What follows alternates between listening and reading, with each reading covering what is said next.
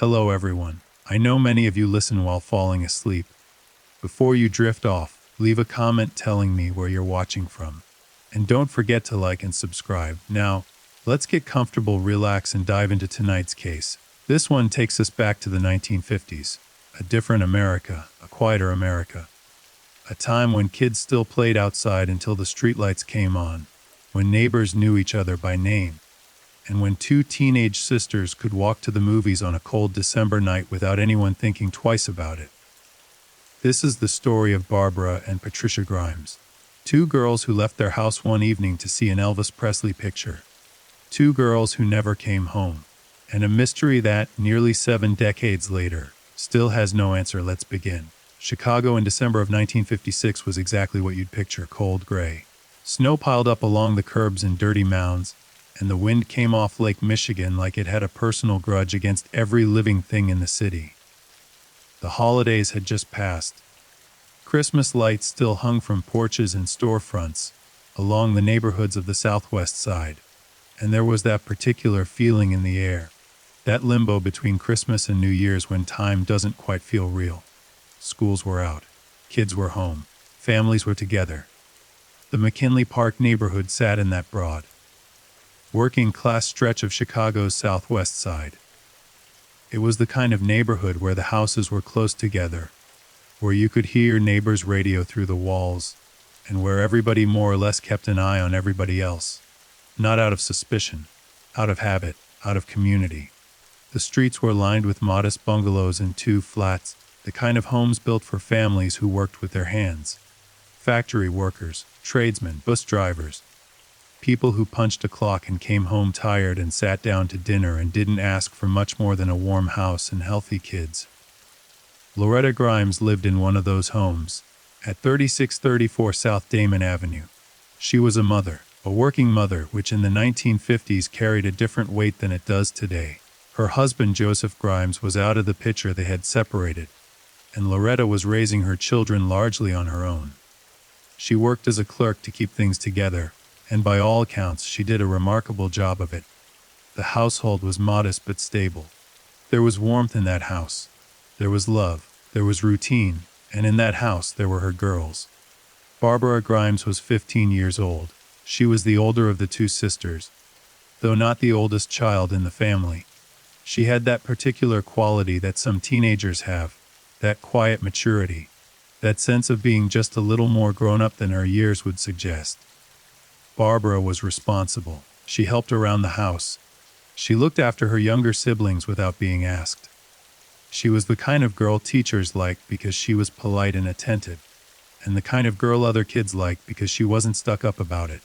She had dark hair, a gentle face, and a smile that came easily. She was in high school, thinking about the future the way 15-year-olds do, with a mixture of excitement and uncertainty. She liked musicians, and like virtually every other teenage girl in America in 1956, she absolutely loved Elvis Presley. You have to understand what Elvis meant to girls like Barbara in 1956. This wasn't casual fandom, this was devotion. Elvis Presley had exploded onto the national scene that year like nothing anyone had ever seen before. He was on television, he was on the radio, he was in the magazines. His face was everywhere, and his voice was in every jukebox from coast to coast. Heartbreak Hotel had come out earlier that year. Don't Be Krug, Love Me Tender. For teenage girls especially, Elvis was something close to a religious experience. They screamed at his concerts. They cried when they heard his songs. They pinned his picture to their bedroom walls and kissed it goodnight. Barbara Grimes was one of those girls. She adored Elvis. She talked about him constantly. She knew all his songs by heart. And then there was Patricia. Patricia Grimes was 13. 2 years younger than Barbara, but in many ways her mirror image. Where Barbara was quiet and steady, Patricia was a little more outgoing, a little more spirited. She had that younger sibling energy, always wanting to keep up, always wanting to be included, always looking up to her older sister with that mixture of admiration and friendly competition that defines so many sibling relationships. Patricia was in the 8th grade. She was bright. She was social. She laughed easily and made friends without effort.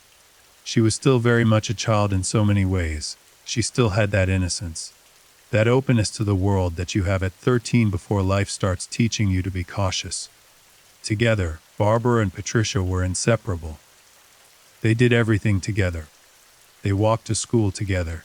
They shared secrets. They shared a bedroom. They finished each other's sentences the way only sisters can. They had that bond, that specific, unbreakable bond between sisters who are close in age and close in spirit. If you saw one, you saw the other. They were a unit, two halves of the same whole. And both of them loved Elvis Presley.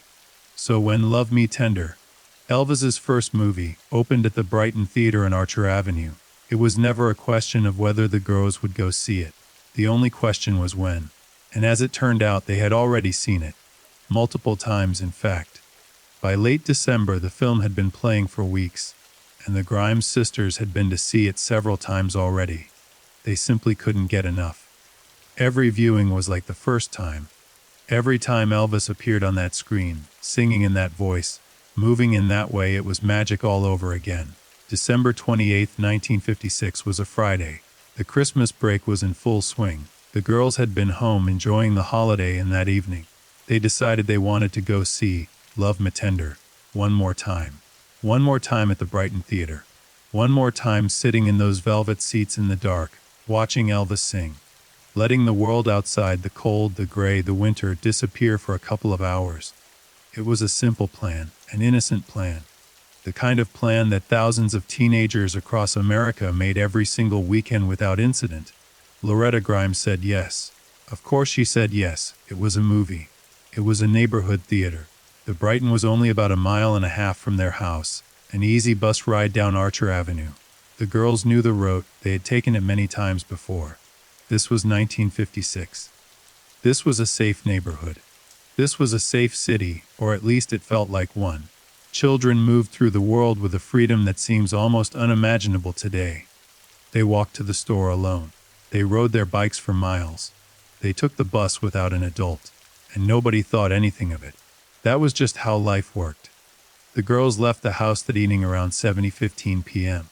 They bundled up against the cold. It was December in Chicago after all, and headed out the door. Barbara was wearing a yellow blouse under her coat. Patricia had on a pair of bobby socks. They had a little money for the movie and the bus fare, and they were in high spirits. They were going to see Elvis. What could be better? They caught the bus on Archer Avenue and rode it to the Brighton Theatre, which sat at 4223 South Archer. The Brighton was one of those classic mid-century movie palaces, not the biggest or fanciest in Chicago, but grand enough in its own right. It had a wide marquee out front, and inside, there were rows and rows of seats that filled up on weekends with families and teenagers and couples on dates. That night, the marquee would have read, "Love Me Tender," and the girls would have seen it glowing from the bus window as they approached. And maybe they smiled at each other. Maybe they squeezed each other's hands, because they were about to see Elvis again. The movie started at 7:30. The girls went inside. They watched the film. By all accounts, they sat through the entire showing, just as they had every other time. They laughed at the funny parts. They swooned at the romantic parts. They probably mouthed along to the songs. And when the lights came up and the credits rolled, they gathered their things and headed for the exit, stepping back out into the cold Chicago night. The movie let out around 9:30 p.m., maybe a few minutes later. The girls walked out of the Brighton Theatre and into the night air, their breath visible in the cold, the sounds of the city muffled by the winter stillness. They needed to catch the bus back home, the same route they had taken to get there. The same bus, the same stop, the same familiar journey through the same familiar streets. And that was the last time anyone could say for certain where Barbara and Patricia Grimes were. They never got on that bus. Or if they did, no one remembered seeing them. They never arrived home. Past 11, past midnight, and the front door at 3634 South Damon Avenue stayed closed. No footsteps on the porch, no key in the lock. No sound of girls coming in from the cold and hanging up their coats and heading to their room. Loretta Grimes waited. At first, she wasn't worried. Not really. The girls were responsible. Maybe the movie ran late. Maybe they stopped somewhere after. Maybe they ran into friends. There were 100 innocent explanations. But as the minutes stretched into hours, that calm certainty began to crack. A tightness formed in her chest. A thought she kept pushing away, kept pushing back. Something wasn't right. Something was wrong. By the early hours of the morning, Loretta was frantic. She called the Brighton Theater. Closed, of course. It was the middle of the night. She called for relatives. Nobody had seen the girls. Nobody had heard from them. It was as if Barbara and Patricia had walked out of that movie theater and straight into thin air. Gone, vanished. 2 girls swallowed by the night. Loretta called the police. And so it began. Now, I want to pause here for a moment, because before we go any further into what happened, or what didn't happen, or what didn't happen, or want you to understand who these girls were. Not as victims, not as names in a case file, but as people, as daughters, as sisters. As children with entire lives ahead of them that they would never get to live. Barbara Grimes was 15. Think about that for a moment. 15. She was a sophomore in high school. She was at that age where the world was just beginning to open up, where she was starting to think about who she might become, what she might do, where her life might take her. She was old enough to have opinions and young enough to still be shaped by everything around her. Her teachers said she was a good student. Her family said she was kind. Her family said she was the rock, the one you could count on, the one who held things together when things got hard. At 15, she was already showing the kind of character that takes some people a lifetime to develop, and she had dreams. Of course she did. Every 15-year-old has dreams. Maybe she dreamed of getting married someday, of having a family of her own. Maybe she dreamed of a career, though in 1956, the options for women were more limited than they are today. Maybe she simply dreamed of growing up and seeing the world beyond McKinley Park, beyond Chicago, beyond the familiar streets she had known all her life. We'll never know what those dreams were. Specifically, that's one of the cruelties of what happened. Not just that her life was taken, but that all the possibilities of that life, all the things she might have done, all the people she might have met, all the moments she might have experienced were taken too. Every single one of them. Gone in an instant. Patricia Grimes was 13. She was barely a teenager. She was in the 8th grade. She still had that quality that children have, that lightness, that sense that the world is fundamentally good and that tomorrow will always come. She was at the age where everything is exciting and everything is new, and every day holds the possibility of something wonderful. She hadn't yet learned to be afraid of the world. She hadn't yet learned that there are people in it who do terrible things to other people for no reason at all. She was innocent in the true sense of the word. Patricia was the kind of kid who lit up a room. Everyone said so. She had energy, she had warmth. She had that infectious enthusiasm that made people want to be around her. She was the little sister who tagged along everywhere and somehow made everything more fun by being there. She looked up to Barbara with a devotion that was absolute, and Barbara, for her part, never resented it. She embraced it. She took care of Patricia. She protected her. She was her big sister in every sense of the word. And together they were a family, a unit. A pair of sisters who loved each other and loved their mother and loved their life. Even if that life was modest, even if money was tight, even if things weren't always easy, they had each other. And in the way that matters most, that was enough. So when those girls walked out of the Brighton Theater on the night of December 8, 1956, they walked out as 2 happy, healthy, living, breathing human beings with their whole lives in front of them. They walked out into a world that was supposed to be safe. They walked out expecting to go home, to hang up their coats, to talk about the movie, to drift off to sleep in their shared bedroom, and to wake up the next morning and do it all over again. But that's not what happened. Something intercepted them. Something found them in the space between the theater and home. Something reached out and grabbed hold of 2 innocent girls and pulled them into a darkness from which they would never return. And what that something was, who that something was, is a question that has haunted Chicago for nearly 70 years. The morning of December 29th broke cold and gray over the city.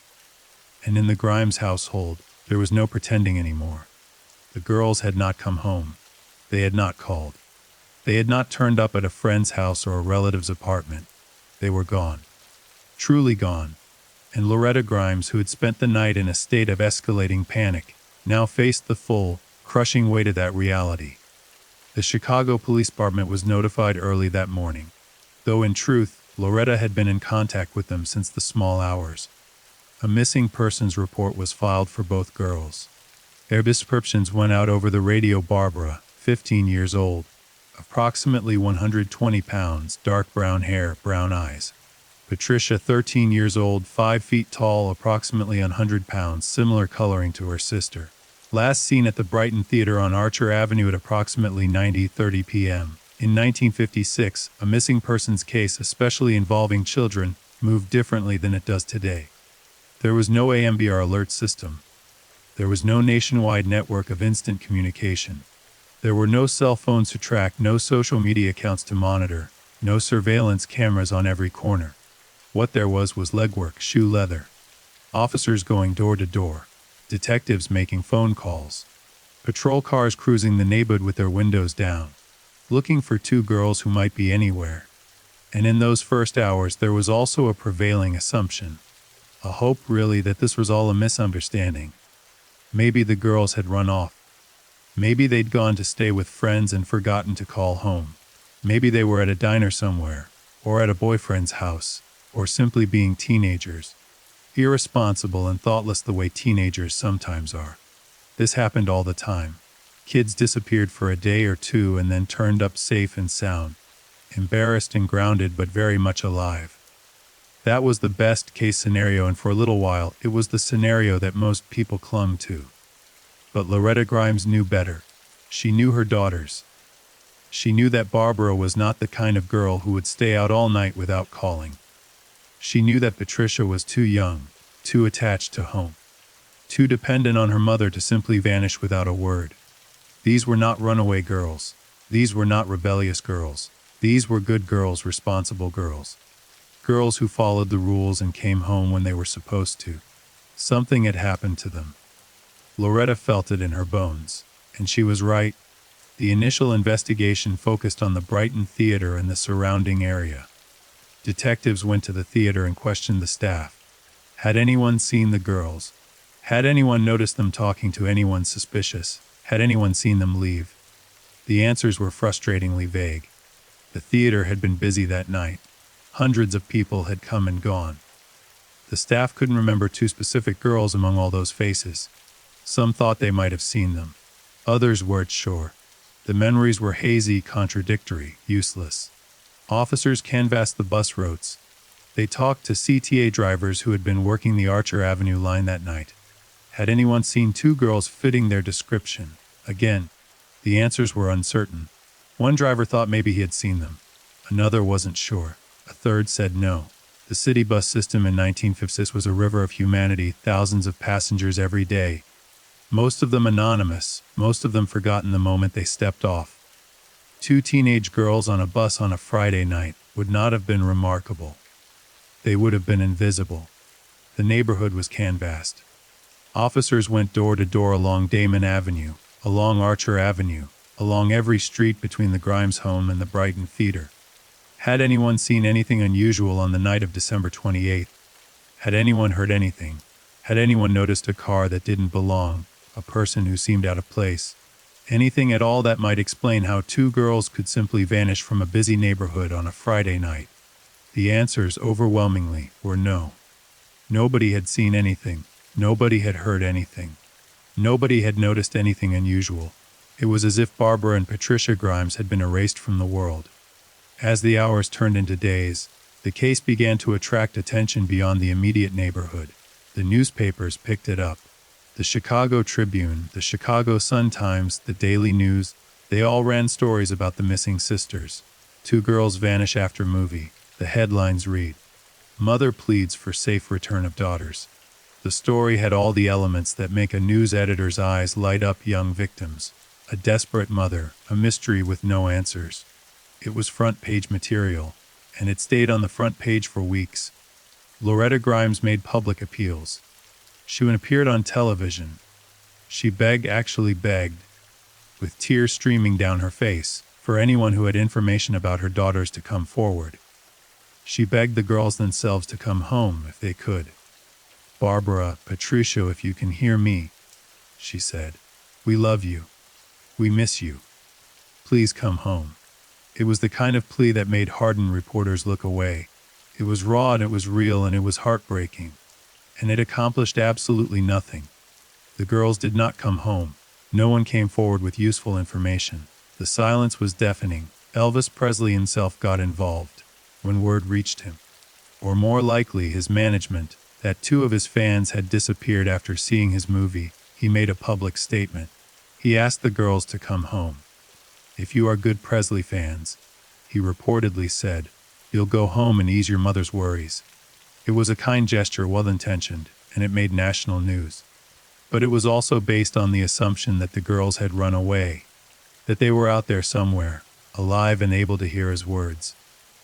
It was the assumption that everyone was clinging to, because the alternative was too terrible to contemplate.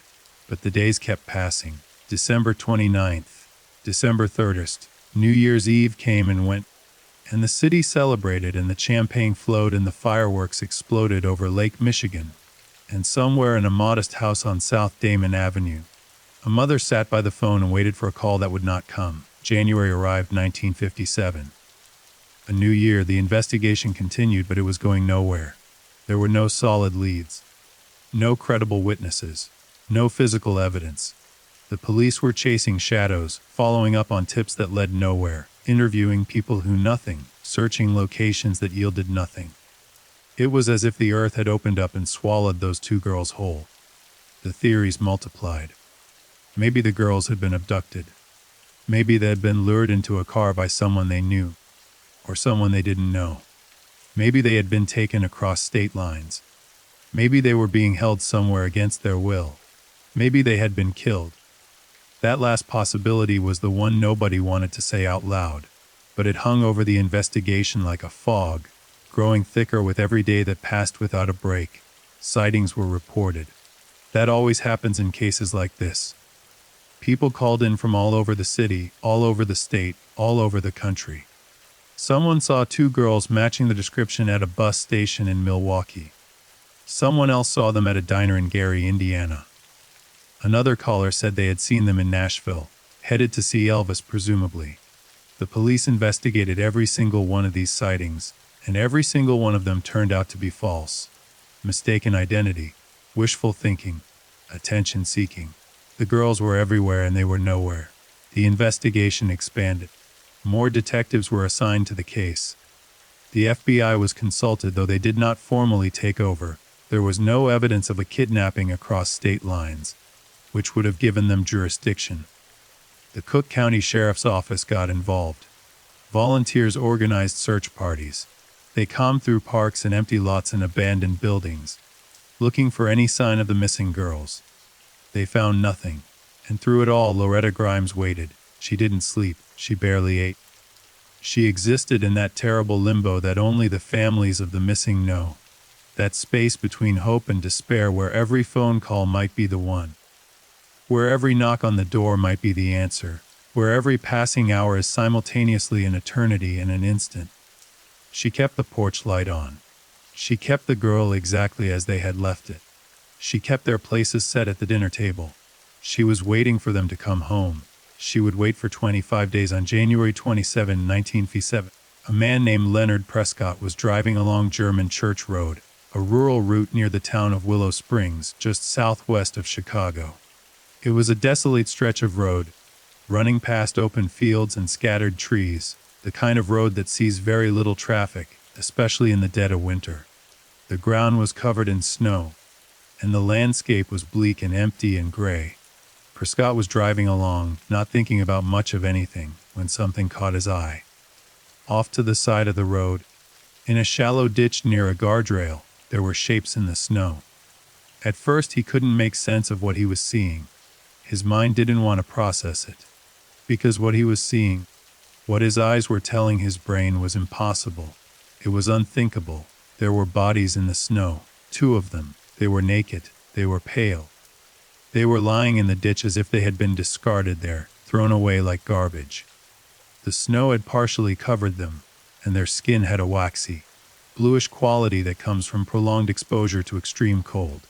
They were young, they were girls. Leonard Prescott pulled over. His hands were shaking.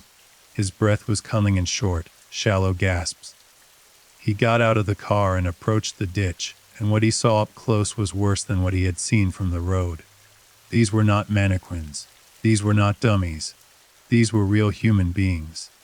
Two young girls, lying naked in a frozen ditch on the side of a rural road in the middle of January. He ran to get help. The police arrived quickly. The scene was secured. Detectives, patrol officers, crime scene technicians, they all converged on that lonely stretch of German church road. And what they found confirmed what everyone had feared for nearly a month. The bodies belonged to Barbara and Patricia Grimes. The sisters had been found, but they had not been found alive. They were dead, lying side by side in that frozen ditch, their bodies exposed to the elements, their faces still carrying some faint echo of the girls they had been. Barbara, 15, Patricia, 13, discarded, left on the side of the road like they meant nothing at all. The scene was devastating, even for hardened investigators, even for men who had seen death before, and in a city like Chicago. Most of them had seen plenty of it. This was something else. 2 children. 2 girls. Naked and frozen and abandoned in a ditch. Several of the officers at the scene had to walk away. Some of them were crying. One detective later said it was the worst thing he had ever seen in his career, and he had been on the force for 20 years. Loretta Grimes was notified. I will not describe that moment in detail, because some things are too private and too painful to put into words. I will only say that the sound a mother makes when she is told that her children are dead is a sound that stays with anyone who hears it for the rest of their lives. It is not a scream, exactly. It is not a cry. It is something deeper than either of those things. Something more primal. Something that comes from a place so far down inside a person that most of us will never know it exists. Loretta Grimes made that sound on January 22, 1957, and the world she had known, the world of hope, the world of waiting, the word of, maybe they'll come home, collapsed around her and was gone forever. The question now was no longer, where are the Grimes sisters? The question was, who did this to them? And the answer to that question would prove to be far more elusive, far more complicated, and far more troubling than anyone could imagine. The autopsies were performed by the Cook County Coroner's Office, and almost immediately, the results created more questions than they answered. The cause of death was, to put it bluntly, unclear. The coroner's report noted that both girls showed signs of having been exposed to the cold for a prolonged period. There were marks on the bodies, scratches, bruises, but nothing that pointed definitively to a specific cause of death.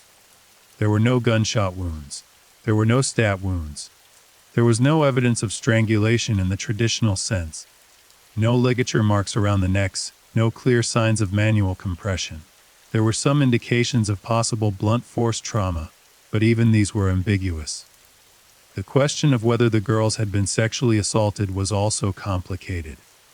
The coroner found some evidence that could be consistent with sexual assault, but the advanced state of decomposition and the effects of prolonged exposure to freezing temperatures made definitive conclusions difficult. The bodies had been outside, in the cold, for what appeared to be a significant period of time. The freezing and partial thawing had altered the tissue. The usual markers were obscured, and then there was the question of when they had died. This should have been straightforward, but it wasn't. The cold weather complicated the usual methods of estimating time of death. Body temperature, rigor mortis, lividity. All the standard indicators were thrown off by the freezing conditions. The coroner estimated that the girls had been dead for some time before they were found, but exactly how long was a matter of debate. Had they died shortly after their disappearance on December 28th? Or had they been held alive somewhere for days, or even weeks before being killed? This question would become one of the most contentious aspects of the entire case. Some investigators believed the girls had been killed relatively quickly after their abduction. Others believed they had been held captive for a period of time. The evidence could support either theory. and the lack of a definitive answer created a fog of uncertainty that would hang over the investigation from that point forward. What was clear, what was undeniable, was that someone had done this. Someone had taken these two girls from the streets of Chicago on a December night. Someone had stripped them of their clothing. Someone had killed them, by whatever means. And someone had driven their bodies to a remote road in the suburbs and dumped them in a ditch like they were nothing. Like they were refuse. Like they were something to be disposed of and forgotten. That someone was still out there, walking free, going about their life as if nothing had happened. As if they hadn't destroyed a family. As if they hadn't murdered two children. The hunt for that someone was about to become one of the most intense, most frustrating, and most controversial criminal investigations in Chicago history. The discovery of the bodies on German Church Road transformed the case overnight. What had been a missing persons investigation, with all its attendant hopes and maybes and possibilities, was now a homicide case, a double homicide, 2 children, and the entire city of Chicago was watching. The pressure on the police department was enormous. This wasn't a gang shooting in some forgotten corner of the city. This wasn't a bar fight that ended badly. This was the murder of 2 innocent girls, 2 sisters, who had done nothing more dangerous than go to the movies on a Friday night. The public was outraged. The newspapers were relentless. Editorial pages demanded answers. Citizens called the police switchboard in droves, wanting to know what was being done, who was responsible, why the killer hadn't been caught yet. Loretta Grimes appeared on television again, this time not pleading for her daughter's return but pleading for justice. And the sight of that broken woman, hollowed out by grief, barely able to speak, was enough to make the entire city feel the weight of what had happened. The investigation was massive. At its peak, more than 100 officers and detectives were working the case in some capacity. Tips were pouring in, dozens a day, then hundreds. Every crank, every well, meaning neighbor, every person who thought they might have seen something, or heard something, or known something was calling in, and every single tip had to be followed up on, no matter how unlikely it seemed.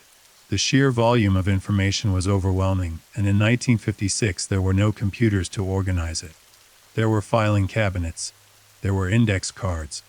There were detectives with notepads and pencils, trying to keep track of 1,000 threads at once, hoping that one of them would lead somewhere. The crime scene itself offered frustratingly little. German Church Road was a rural stretch near Willow Springs, in an area that was sparsely populated and lightly traveled. The ditch where the bodies had been found was examined meticulously, but the snow and cold had done their work.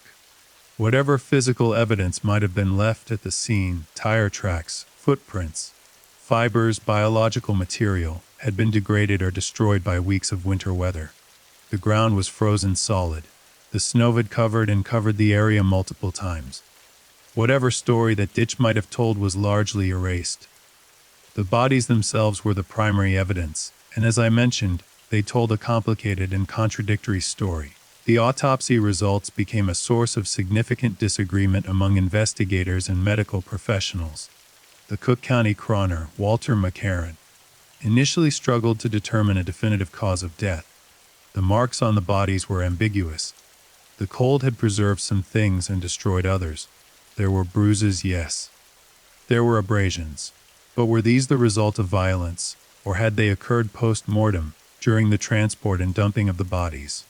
Were the scratches defensive wounds, or were they caused by contact with the frozen ground, the rocks, the debris in the ditch? McCarran eventually listed the cause of death as murder by undetermined means, with secondary findings of shock and exposure. This was, to put it mildly, unsatisfying. It told the investigators almost nothing about how the girls had actually died. Had they been beaten, smothered, poisoned, held in the cold until hypothermia took them? Had they been killed somewhere else and then transported to the ditch? Or had they been left there alive and allowed to die from exposure? Each possibility suggested a different type of killer, a different motive, a different set of circumstances, and without a clear cause of death, the detectives were essentially working blind. The nakedness of the bodies was another deeply troubling element. Why were the girls unclothed? The obvious implication was sexual assault. But as I mentioned, the physical evidence on that point was inconclusive. It was possible that the girls had been assaulted and their clothing removed as part of the crime. It was also possible that the clothing had been removed after death, either to eliminate evidence, fibers, hairs, biological material that might be traced back to the killer, or for some other reason that existed only in the mind of whoever had done this. The girl's clothing was never found. Not a single item, not Barbara's yellow blouse, not Patricia's bobby socks. Nothing.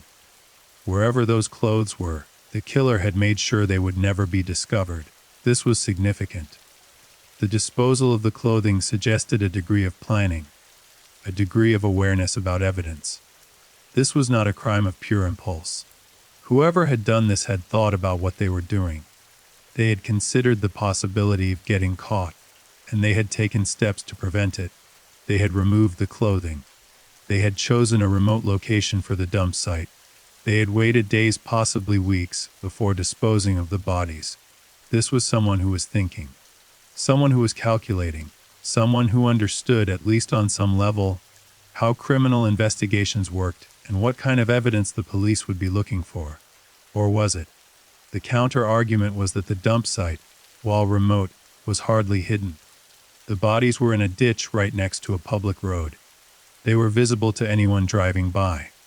If the killer had truly bareful and calculating, wouldn't they have buried the bodies? Wouldn't they have chosen a location where the remains might never be found? The fact that the girls were essentially left in plain sight suggested either carelessness or haste, or a strange indifference to whether they were found. It was as if the killer had simply opened a car door, pushed the bodies out and driven away, no effort to conceal, no effort to bury, just abandonment. This contradiction, the apparent care in removing the clothing versus the apparent carelessness in disposing of the bodies, would puzzle investigators for years. It didn't fit neatly into any profile. It suggested someone who was simultaneously organized and disorganized, careful and reckless, calculating and impulsive. It was the kind of contradiction that makes criminal profiling extremely difficult, because it doesn't point clearly in any one direction. It points in every direction at once. As the forensic examination continued, the detectives turned their attention to the broader investigation. The first priority was establishing a timeline. What had happened between 30 p.m. on December 28th, when the girls left the Brighton Theater, and January 22nd, when their bodies were found. That was 25 days of silence, 25 days of nothing. What had happened during that time? The last confirmed sighting of the girls was at the Brighton Theater. They had been seen inside the theater during the showing of Love Me Tender. Multiple witnesses confirmed this. But after the movie let out after 90:30 or so, the trail went cold. There was no confirmed sighting of the girls after they left the theater. There were reported sightings, plenty of them, but none that could be verified with certainty. And this is where the case gets complicated, because during the 25 days that the girls were missing, there were numerous reported sightings, some of them quite detailed, some of them from seemingly credible witnesses, that painted a confusing and often contradictory picture of what might have happened. One of the earliest and most significant reported sightings came from a security guard at a restaurant not far from the Brighton Theater. He told police that on the night of December 28th, shortly after the movie would have let out, he saw two girls matching the description of Barbara and Patricia standing near the restaurant, apparently waiting for someone or something. He said they seemed fine, not distressed, not afraid, just standing there in the cold. He didn't approach them. He didn't think much of it at the time. It was only after the girls were reported missing that he came forward. If this sighting was accurate, it suggested that the girls had left the theater and had not immediately gotten on the bus home. They had lingered in the area. Why were they waiting for the bus and it was late? Were they waiting for someone, a friend, an acquaintance, someone who had offered them a ride? Were they simply enjoying the evening, reluctant to go home, wanting to stretch out their night of freedom just a little longer? Each possibility opened up a different avenue of investigation. Another reported sighting placed the girls at a restaurant on Archer Avenue sometime later that same evening. A waitress said she was fairly certain that two girls matching the Grimes sisters' description had come in and ordered food. She described their appearance and their clothing in terms that seemed to match. But she couldn't be completely sure, and the restaurant had been busy that night. The memory was fuzzy around the edges. Was it them? Maybe, probably. But not certainly. Then there were the sightings that came in the days and weeks that followed. A man reported seeing two girls who looked like the Grimes sisters at a bus stop on the morning of December 29th, the day after they disappeared. If this was accurate, it meant the girls had survived at least through the night and into the next day. Another witness claimed to have seen them at a different location on December 30th. Yet another reported seeing them in early January, more than a week after their disappearance. These sightings created an enormous problem for the investigation. If even some of them were accurate, it meant the girls had been alive for days, possibly weeks, after they disappeared. It meant they hadn't been killed immediately. It meant they had been somewhere, held somewhere, perhaps, or moving around the city for reasons unknown. And it meant that there had been a window of time during which they might have been saved. If only someone had realized what was happening. But were any of these sightings genuine? That was the million-dollar question. Eyewitness testimony is notoriously unreliable under the best of circumstances. When you factor in the massive publicity the case was receiving, the newspaper stories, the television appeals, the photographs of the girls being shown everywhere, the potential for false identification skyrockets. People see what they expect to see. They see what they want to see. A mother with two daughters sees two girls at a bus stop, and suddenly she's convinced it was the Grimes sisters. A waitress serves two teenagers, and after seeing their pictures in the paper, becomes certain they were in her restaurant. The human mind is remarkably good at constructing certainty out of ambiguity, especially when emotions are running high. The detectives tried to sort through these sightings, to separate the credible from the incredible, the plausible from the impossible. They interviewed every witness. They checked timelines. They looked for corroborating evidence. And in the end, they could not definitively confirm or rule out most of the reported sightings. Some seemed more credible than others. Some could be plausibly explained as cases of mistaken identity. But none of them, not a single one, could be proven beyond doubt. This ambiguity haunted the investigation.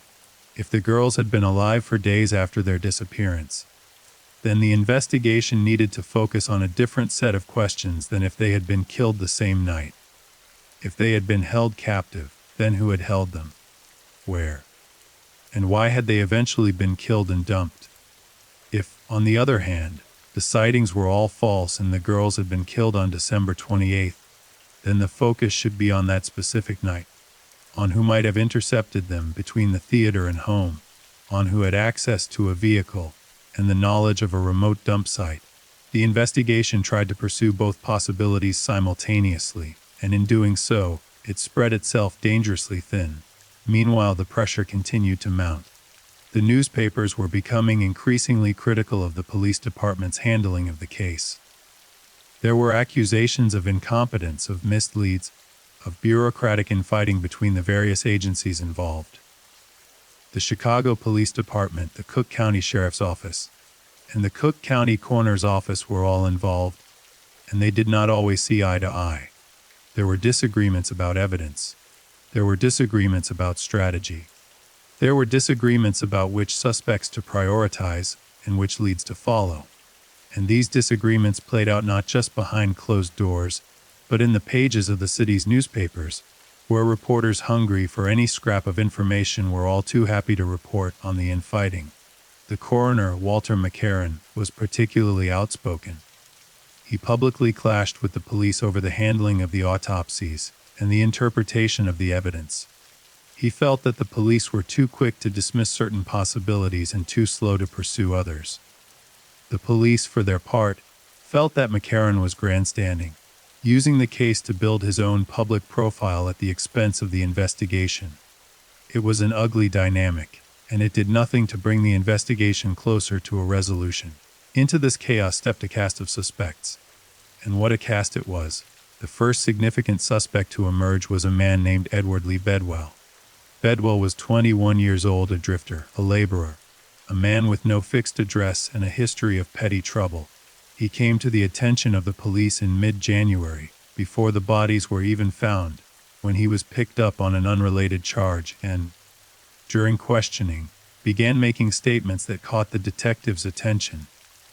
Bedwell initially told police that he had seen the Grimes sisters on the night of December 28th. He said he had been in the area of the Brighton Theater that evening, and he had encountered two girls matching their description. He said they had talked. He said he had offered them a ride. As the questioning continued and continued and continued, because the police interrogation techniques of the 1950s bore very little resemblance to the carefully regulated procedures of today, Bedwell's story evolved. He began adding details. He began admitting to more involvement.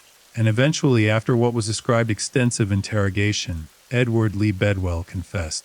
He confessed to picking up the Grimes sisters on the night of December 28th. He confessed to taking them to a location.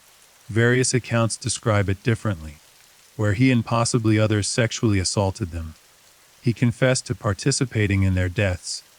The details were grim and specific, and the police believed they had their man. But almost immediately there were problems, Bedwell recanted. He took back his confession. He said he had been coerced. He said the police had pressured him, had worn him down, had told him what to say, had refused to let him sleep, had refused to let him eat, had kept him in an interrogation room for an unconscionable amount of time, until he finally said whatever they wanted him to say just to make it stop. He said he had never met the Grimes sisters. He said he had nothing to do with their disappearance or their deaths. He said the entire confession was a lie extracted under duress. And here is where it gets really complicated. There were legitimate reasons to believe him. First, Bedwell's confession contained inconsistencies. Details that didn't match the known facts. Descriptions of events that didn't align with the physical evidence. If he had truly committed the crime, he should have been able to provide accurate details about the bodies, the dump site, the sequence of events. But some of what he described simply didn't add up. Second, there was the matter of the interrogation itself. By all accounts, Bedwell had been questioned for an extraordinarily long time without a lawyer present. The police had used techniques that, even by the standards of the era, were considered aggressive. They had been desperate for a break in the case, desperate for an arrest, desperate to show the public that they were making progress. In that atmosphere of desperation, it was entirely plausible. Many would say likely that they had pushed too hard, that they had led the witness, that they had shaped the confession to fit the evidence, rather than letting the evidence speak for itself. Third, there was the physical evidence, or rather, the lack of it. Nothing tied Bedwell to the crime scene. Nothing tied him to the girls. Nothing him to German Church Road or Willow Springs. There was no DNA evidence, of course. DNA analysis wouldn't exist for another 30 years. But there was also no circumstantial evidence, no witnesses who placed him with the girls, no physical items connecting him to the victims.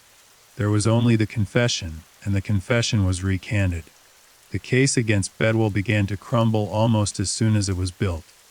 His lawyers challenged the confession, the inconsistencies were highlighted, the interrogation methods were questioned, and ultimately the charges against Bedwell were dropped. He was released. He walked out of custody and back into the world, and the investigation was back to square one. This was a devastating blow. The police had been so certain. They had announced the arrest with confidence.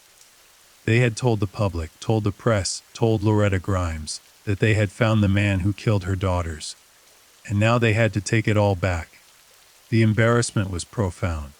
The credibility of the investigation, already strained, took another major hit, and the real killer, whoever that was, remained free. But the Bedwell debacle, damaging as it was just the beginning.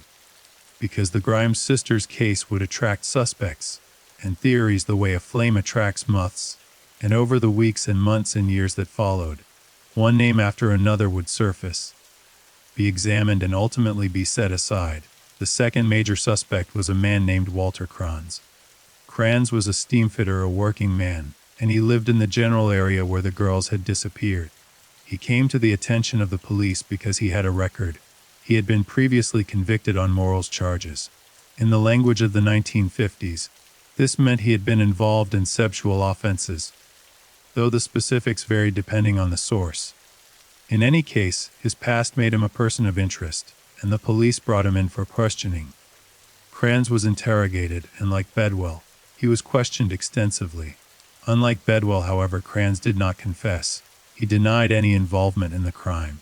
He provided an alibi for the night of December 28th, and while the alibi was not rock solid, it was not easily disproven either.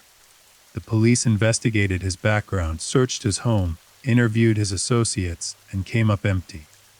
There was nothing to connect him to the Grimes sisters. Nothing to place him at the Brighton Theater that night. Nothing to tie him to the dump site. The investigation into Kranz stalled and eventually faded. Then there was the matter of the anonymous tips. In a case this high profile with this much media attention, the police were inundated with calls from people claiming to know who the killer was. Most of these tips were worthless, the ravings of cranks, the suspicions of paranoid neighbors, the wild guesses of armchair detectives who had been reading too many newspaper articles. But some of them were more substantive, and the detectives were obligated to follow up on each one. One recurring theme in the tips was the suggestion that the girls had been killed by someone they knew. A neighbor, perhaps, a family friend, someone from the community who had access to them, an opportunity to lure them away. This theory had a certain logic to it. The girls had been described as cautious and well-behaved, not the kind of girls who would get into a stranger's car willingly. If they had gone with someone on the night of December 28th, it was more likely that they had gone with someone familiar, someone they trusted, someone who didn't set off alarm bells. But who? The police investigated numerous individuals from the girls' social circle. Friends, neighbors, teachers, family friends, church members, members of their extended family. Each person was interviewed. Each alibi was checked. Each lead was pursued, and each one ultimately led nowhere. There was no smoking gun, no incriminating statement, no physical evidence pointing to any specific individual in the girls' known world. Another theory that gained traction, particularly in the newspapers, was that the girls had been killed by a serial predator, someone who had no prior connection to them, someone who had simply spotted them on the street and seized an opportunity. This theory was supported by the seemingly random nature of the crime, the remote dump site, and the suggestion of sexual assault. In the 1950s, the concept of the serial killer was not yet widely understood. The term itself wouldn't enter the popular lexicon for another 2 decades, but there were certainly individuals operating in American cities who fit the profile. Men who preyed on women and girls. Men who killed for pleasure or compulsion. Men who might pick up 2 sisters on a street corner, and over the course of hours or days, do terrible things to them and then discard their bodies. But again, there was no evidence to support this theory beyond speculation. No similar crimes in the area that could be linked. No pattern of behavior that pointed to a specific predator. The theory was plausible but unprovable. And then there was perhaps the most troubling theory of all, that the girls had been killed by members of organized crime. Chicago in the 1950s was a city where the mob's influence was woven into the fabric of everyday life. The outfit, as the Chicago mob was known, had its fingers in everything: gambling, prostitution, labor unions, politics, even legitimate businesses. The Southwest Side, where the Grimes family lived, was not immune to this influence. Some investigators and journalists speculated that the girls might have inadvertently witnessed something they shouldn't have. A crime, a meeting, a transaction, and were killed to ensure their silence. This theory was tantalizing but thin. There was no evidence that the girls had any connection to organized crime. No evidence that they had witnessed anything illegal. No evidence that anyone associated with the outfit had any reason to target them. It was the kind of theory that thrives in the absence of better explanations. It fills the void with something dramatic and cinematic, something that feels like it ought to be true, because it would make such a good story. But feeling like it ought to be true and being true are very different things. The investigation pressed on, but with each passing week, the momentum slowed. The initial burst of energy and urgency that had followed the discovery of the bodies began to dissipate. The newspaper headlines moved on to other stories. The public's attention, so fiercely focused in January, began to drift. Other crimes happened. Other tragedies demanded attention. The world moved on the way the world always does, and the Grimes sisters case began its slow slide from active investigation to cold case. But there was one more suspect who would emerge, one more name that would become inextricably linked to the case, and this name would prove to be the most controversial of all. His name was Benny Bedwell, not Edward Benny, a different man entirely, though the similarity of the surnames would cause confusion for decades. Actually, I should correct myself. The initial suspect's name was Edward Lee Bedwell. He went by Benny. So when people refer to Bedwell in the context of this case, they are talking about one and the same individual. The confusion arises not from two different people, but from the fact that this one man, this drifter, this laborer, was the focus of the police's most intense efforts and their most public failure. Let me refocus.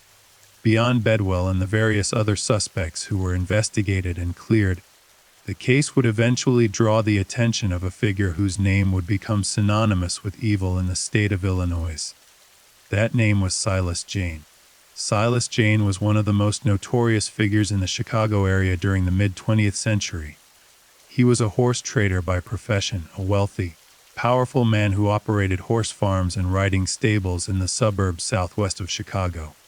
On the surface, he was a successful businessman, a pillar of the equestrian community, a man of means and influence.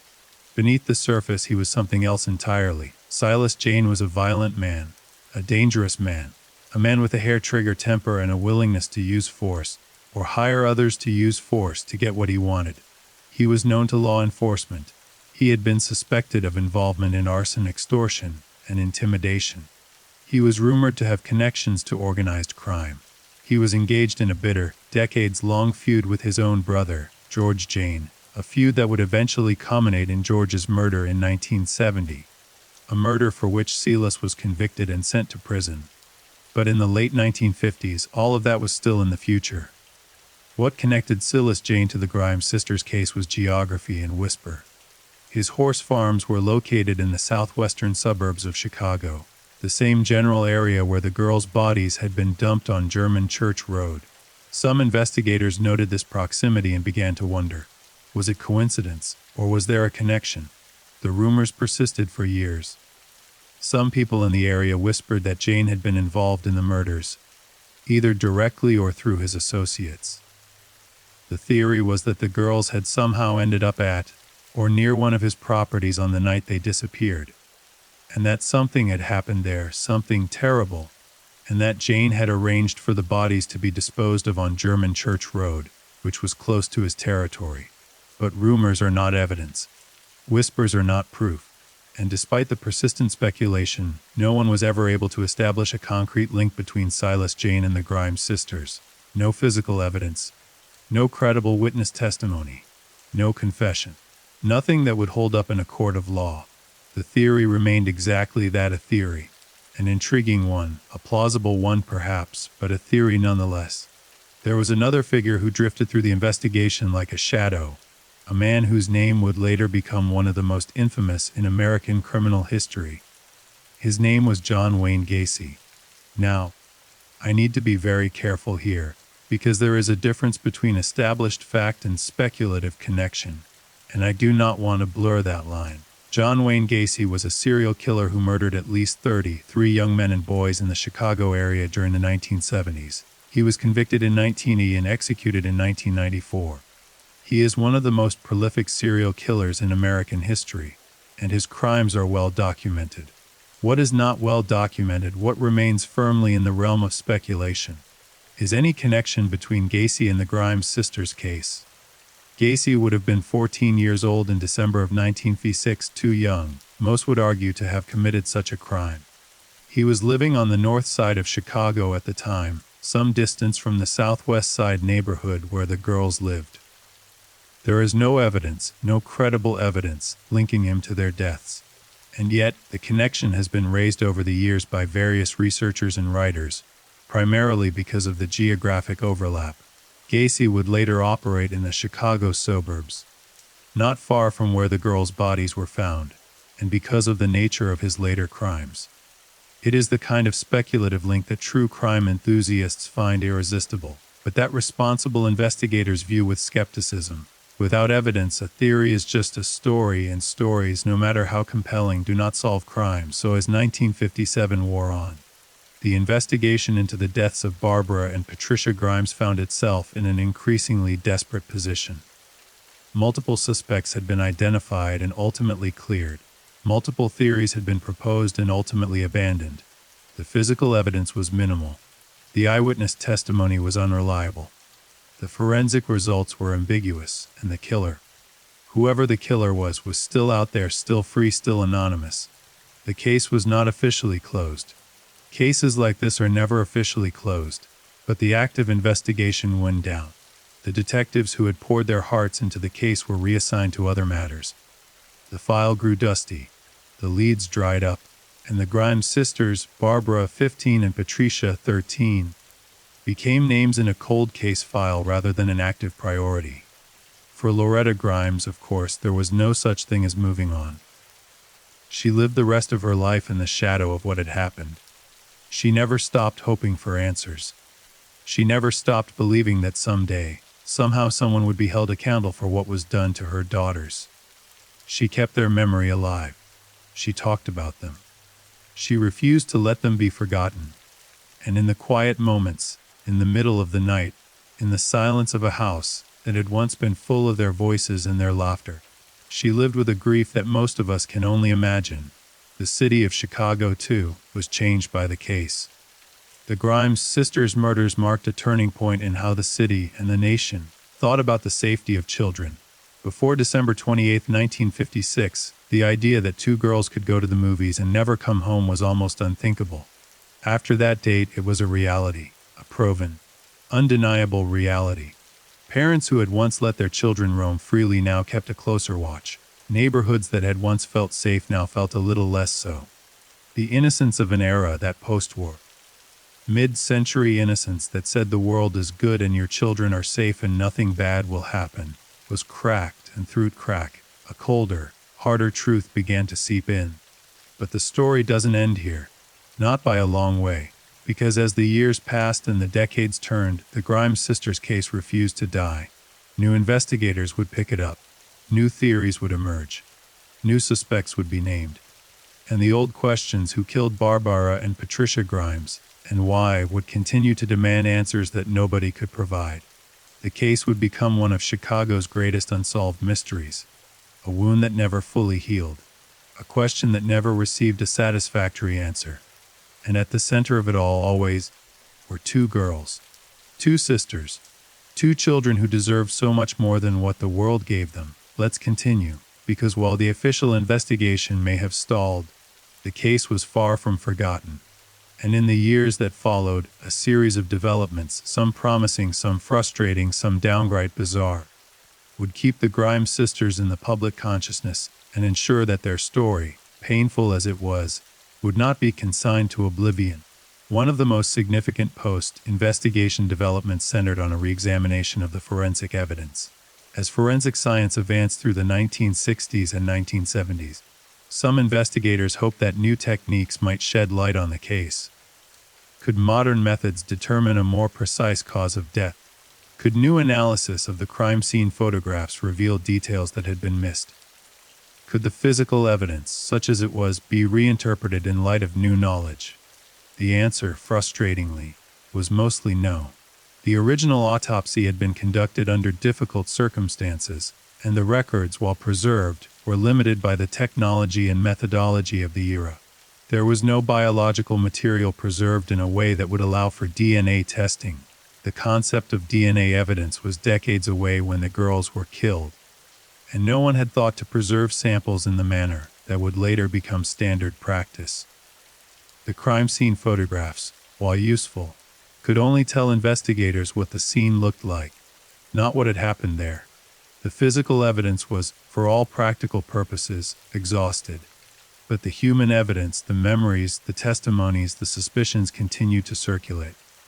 People in the McKinley Park neighborhood talked about the case for years after it happened. Older residents remembered the girls. They remembered the fear that had gripped the community. They remembered the rumors and the theories and the whispered accusations. And some of them remembered things that they had never told the police. This is one of the most common features of cold cases: the emergence of information that was available all along but never reported. People who were afraid to speak up at the time. People who didn't think what they knew was important. People who had suspicions but no proof and didn't want to get involved. As the years pass and the fear fades, as the participants age and begin to feel the weight of time and mortality, some of these people come forward.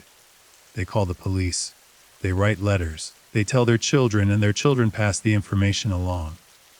The information trickles in slowly, unevenly, and it is left to investigators, sometimes decades after the fact, to determine what, if anything, it means. In the Grimes sisters' case, these late, arriving pieces of information added texture to the story, but never quite provided the breakthrough that was needed. A neighbor remembered seeing an unfamiliar car parked on the street that night. A former classmate recalled that Barbara had mentioned being followed by a man in the weeks before she disappeared.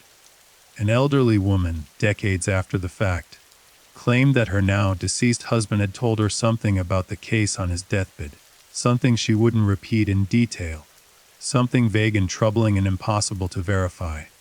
Each of these fragments was a piece of a puzzle, but the puzzle itself was so large and so incomplete that no amount of individual pieces could form a coherent picture. The truth was out there, scattered among the memories and the silences of 100 different people, but it remained just beyond reach, and so the case sat, like a wound that scabs over but never truly heals. The file remained in the archives of the Chicago Police Department, gathering dust, waiting for someone to pick it up again. And people did pick it up. Every few years, a detective with time on his hands, or a reporter looking for a compelling story would pull the Grimes sisters' file and leaf through it, searching for something that everyone else had missed. Sometimes they found small details that seemed interesting. Sometimes they found nothing at all. But the case had a gravity to it, a pull that kept drawing people back. It was the kind of case that refused to let go of you once you started looking into it. The kind of case that followed you home at night and sat in the corner of your mind and asked questions you couldn't answer. Let me take you back now. Back to the early days of the investigation. Back to those frantic weeks in January of 1957, when the police were scrambling for answers and the city was holding its breath. Because there are details we haven't discussed yet. Details about the crime scene, about the investigation, about the people involved that are essential to understanding just how tangled this case became. When the bodies of Barbara and Patricia Grimes were recovered from that ditch on German Church Road, the scene told a story, but it was a story written in a language that the investigators couldn't quite decipher. The girls were found lying next to each other. Not on top of each other, not scattered apart, but side by side, almost as if they had been placed there with some degree of care. This detail struck many of the investigators as significant. If the bodies had simply been thrown from a car, you would expect them to land in a more haphazard arrangement, tumbled, twisted at odd angles. But the positioning suggested that someone had taken the time to lay them down, to arrange them. Whether this reflected some perverse sense of remorse on the part of the killer, or some ritualistic behavior, or simply the mechanics of how the bodies were removed from a vehicle, was impossible to say. But it was noted. It was filed away. It became one of the many small, nagging details that made this case so difficult to solve. The location itself was revealing. German Church Road, also sometimes referred to in reports as County Line Road in that area, was a stretch of pavement running through an area that was in 1957 largely undeveloped. There were open fields. There were patches of scrubby woodland. There were a few scattered houses and farm buildings, but for the most part, the area was empty, desolate. The kind of place you might drive through 100 times without giving it a second thought. The kind of place where on a cold January night, you could stop your car, open the door, and do something terrible without anyone seeing you. But here's what's important about the location: it was not random. At least, it didn't appear to be. German Church Road was not on the way to anywhere from the Brighton Theatre or the Grimes home. It was not a road that someone by accident or by convenience. To get to that specific stretch of road, you had to know it was there. You had to know the area. You had to be familiar with the roads, the turns, the geography of the southwestern suburbs. This suggested that the person who dumped the bodies was local, or at least had significant familiarity with the area. It narrowed the field in theory, but in practice, thousands of people were familiar with that area. It was near the Palos Hills Forest Preserves, a popular recreation area. It was near the town of Willow Springs.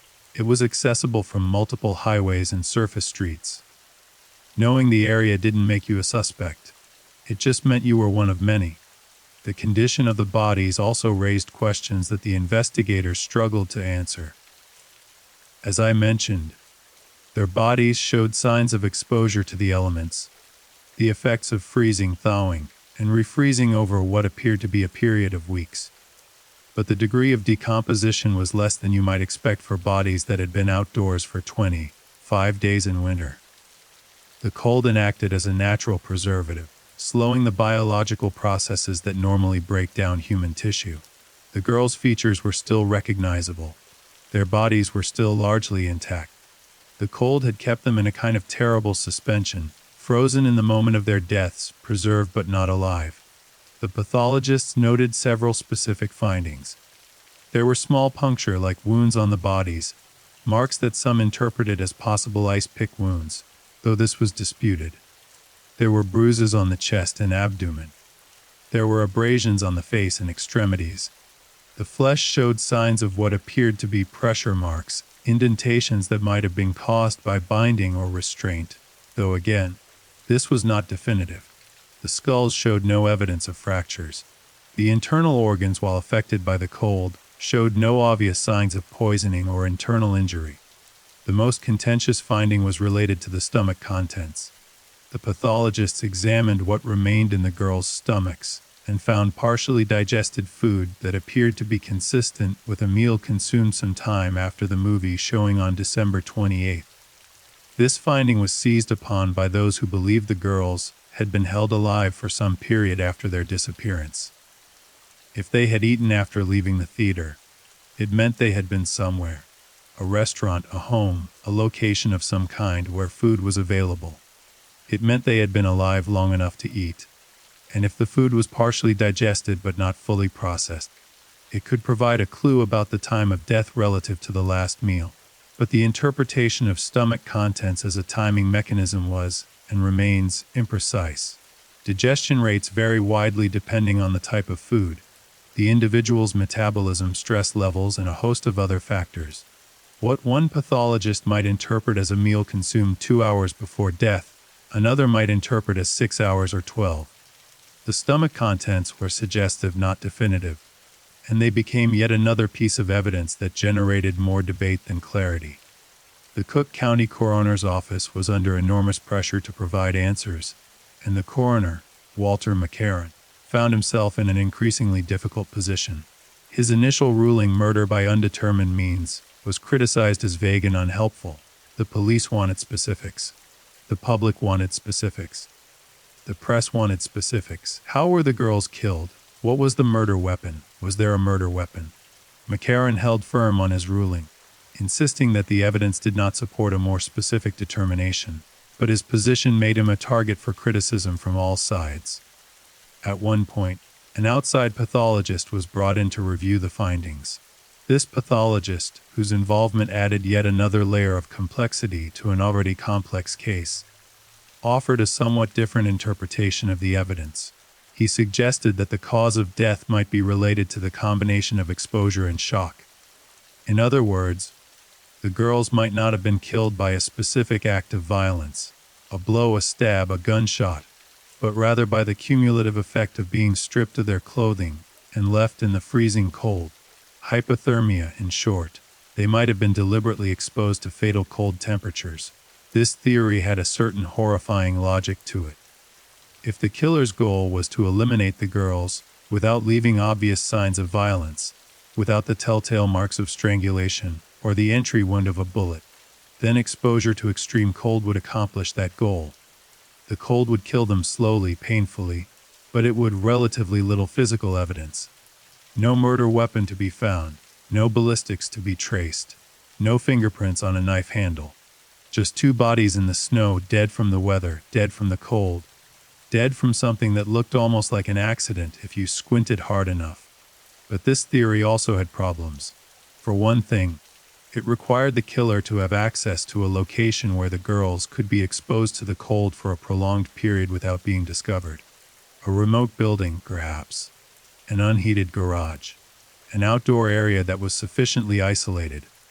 For another thing, it required a degree of patience and cold-bloodedness that was extraordinary even by the standards of murder. To strip two girls of their clothing and leave them in the freezing cold to die. To listen to them cry, to listen to them beg, to listen to their breathing slow and their voices fade, required a capacity for cruelty that was almost incomprehensible. And yet someone had done it. However the girls had died, whether by hypothermia or by some other means, someone had made it happen. Someone had decided that these two children should die, and someone had carried out that decision. The method was almost secondary to the fact itself. Two girls were dead. Two children had been murdered. And the how, while important for the investigation, mattered less to the grieving family than the who and the why. The why, of course, was the most elusive question of all. Why would anyone kill Barbara and Patricia Grimes? What possible motive could there be for murdering two teenage girls who had done nothing to anyone, who had no enemies, who had no involvement in anything illegal or dangerous or controversial? They were ordinary girls from an ordinary nay living ordinary lives. They had no money worth stealing. They had no secrets worth keeping. They had no power worth seizing. They were by every measure the least likely torrents of violence imaginable, and yet they were targeted. They were selected. Out of all the people on the streets of Chicago on the night of December 28, 1956, it was Barbara and Patricia Grimes who were taken. It was Barbara and Patricia Grimes who were killed. Why them? Why that night? Why those girls? The most common answer, and the most disturbing one, was that they were targeted because they were vulnerable. Two girls, young, small, walking alone at night in the cold. They were easy targets for someone with predatory intentions. They were in the wrong place at the wrong time, and they crossed paths with the wrong person. It was not personal. It was not about who they were as individuals. It was about what they represented: opportunity. The opportunity to commit a terrible act against someone who couldn't fight back. This is perhaps the most frightening aspect of cases like this. The randomness. The sheer blind, meaningless randomness of it. Barbara and Patricia Grimes didn't die because of anything they did or anything they were. They died because they existed in a place at a specific time, and someone with the capacity for murder happened to be in that same place at that same time. It could have been any two girls. It could have been any night. The universe aligned in the worst possible way, and two children paid the price. Of course, the randomness theory assumes that the girls were indeed taken by a stranger, someone with no prior connection to them, someone who simply saw them and seized the moment. And while that's possible, it's not the only possibility. As I discussed earlier, there were those who believed the girls were taken by someone they knew, someone who had planned the encounter, someone who had been watching them, perhaps for days or weeks, waiting for the right moment. If that was the case, then the crime was not random at all. It was deliberate, premeditated, and targeted specifically at Barbara and Patricia. The question of stranger versus acquaintance is one that divides investigators to this day. There are arguments on both sides, and the evidence, such as it is, doesn't clearly favor either theory. What we know is this: the girls left the Brighton Theater around 9:30 p.m. They were seen in the general area after the movie let out. They did not arrive home.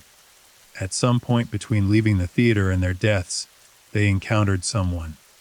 Whether that someone was a stranger or an acquaintance, whether the encounter was chance or planned, whether the girls went willingly or were taken by force, these are questions that remain unanswered. Let me turn now to something that has not received enough attention: in most retellings of this case.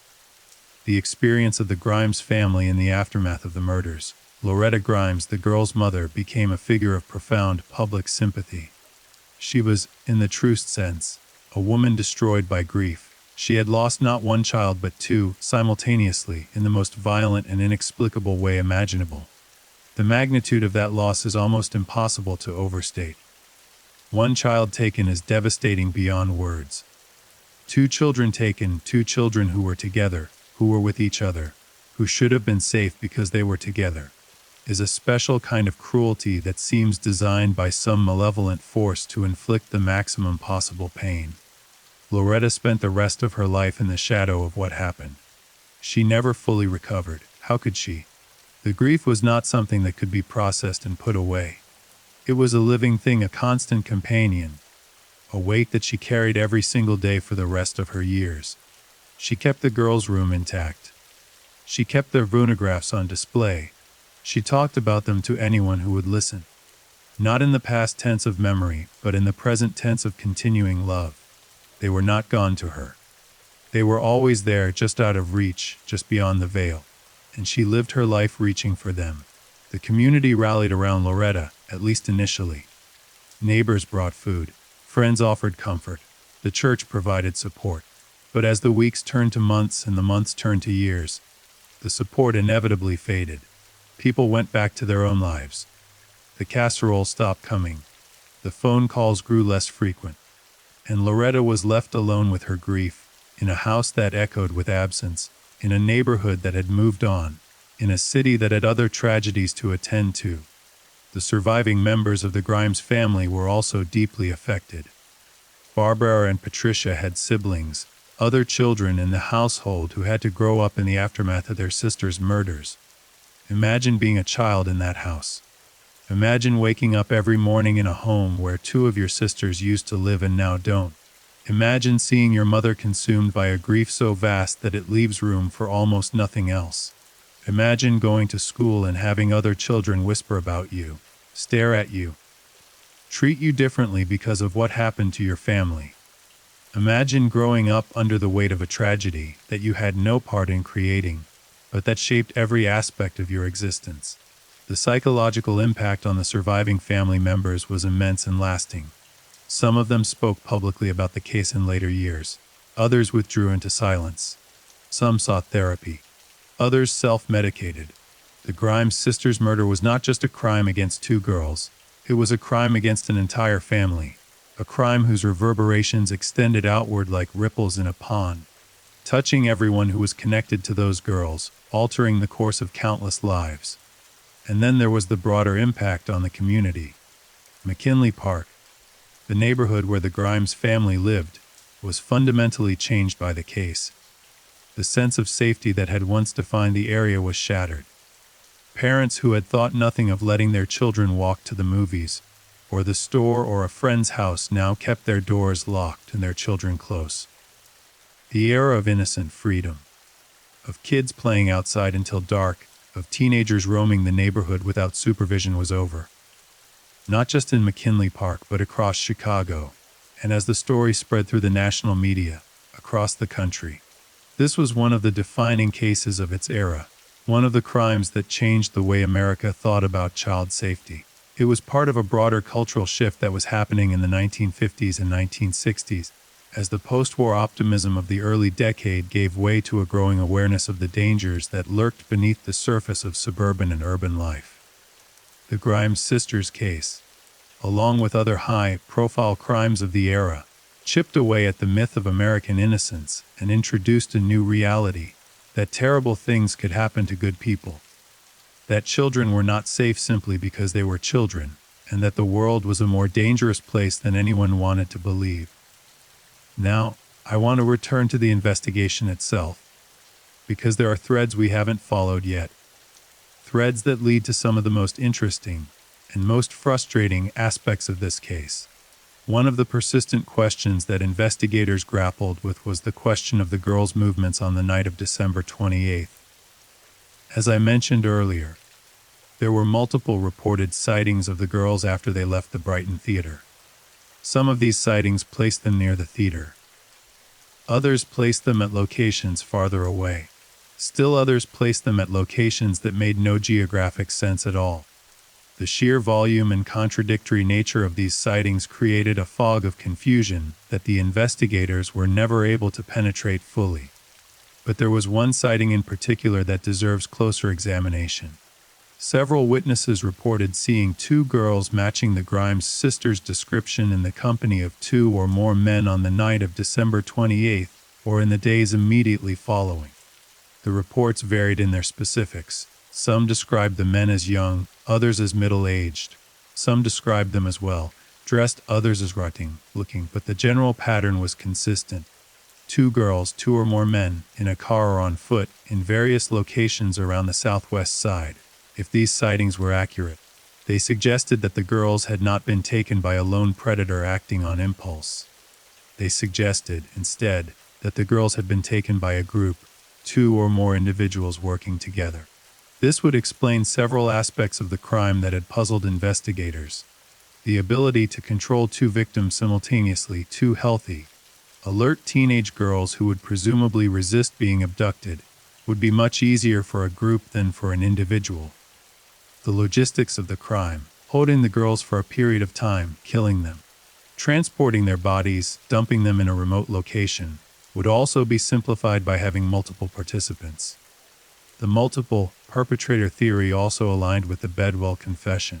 Flawed as it was, in his confession Bedwell had described the involvement of other individuals, men who, he said, had participated in the assault and murder of the girls.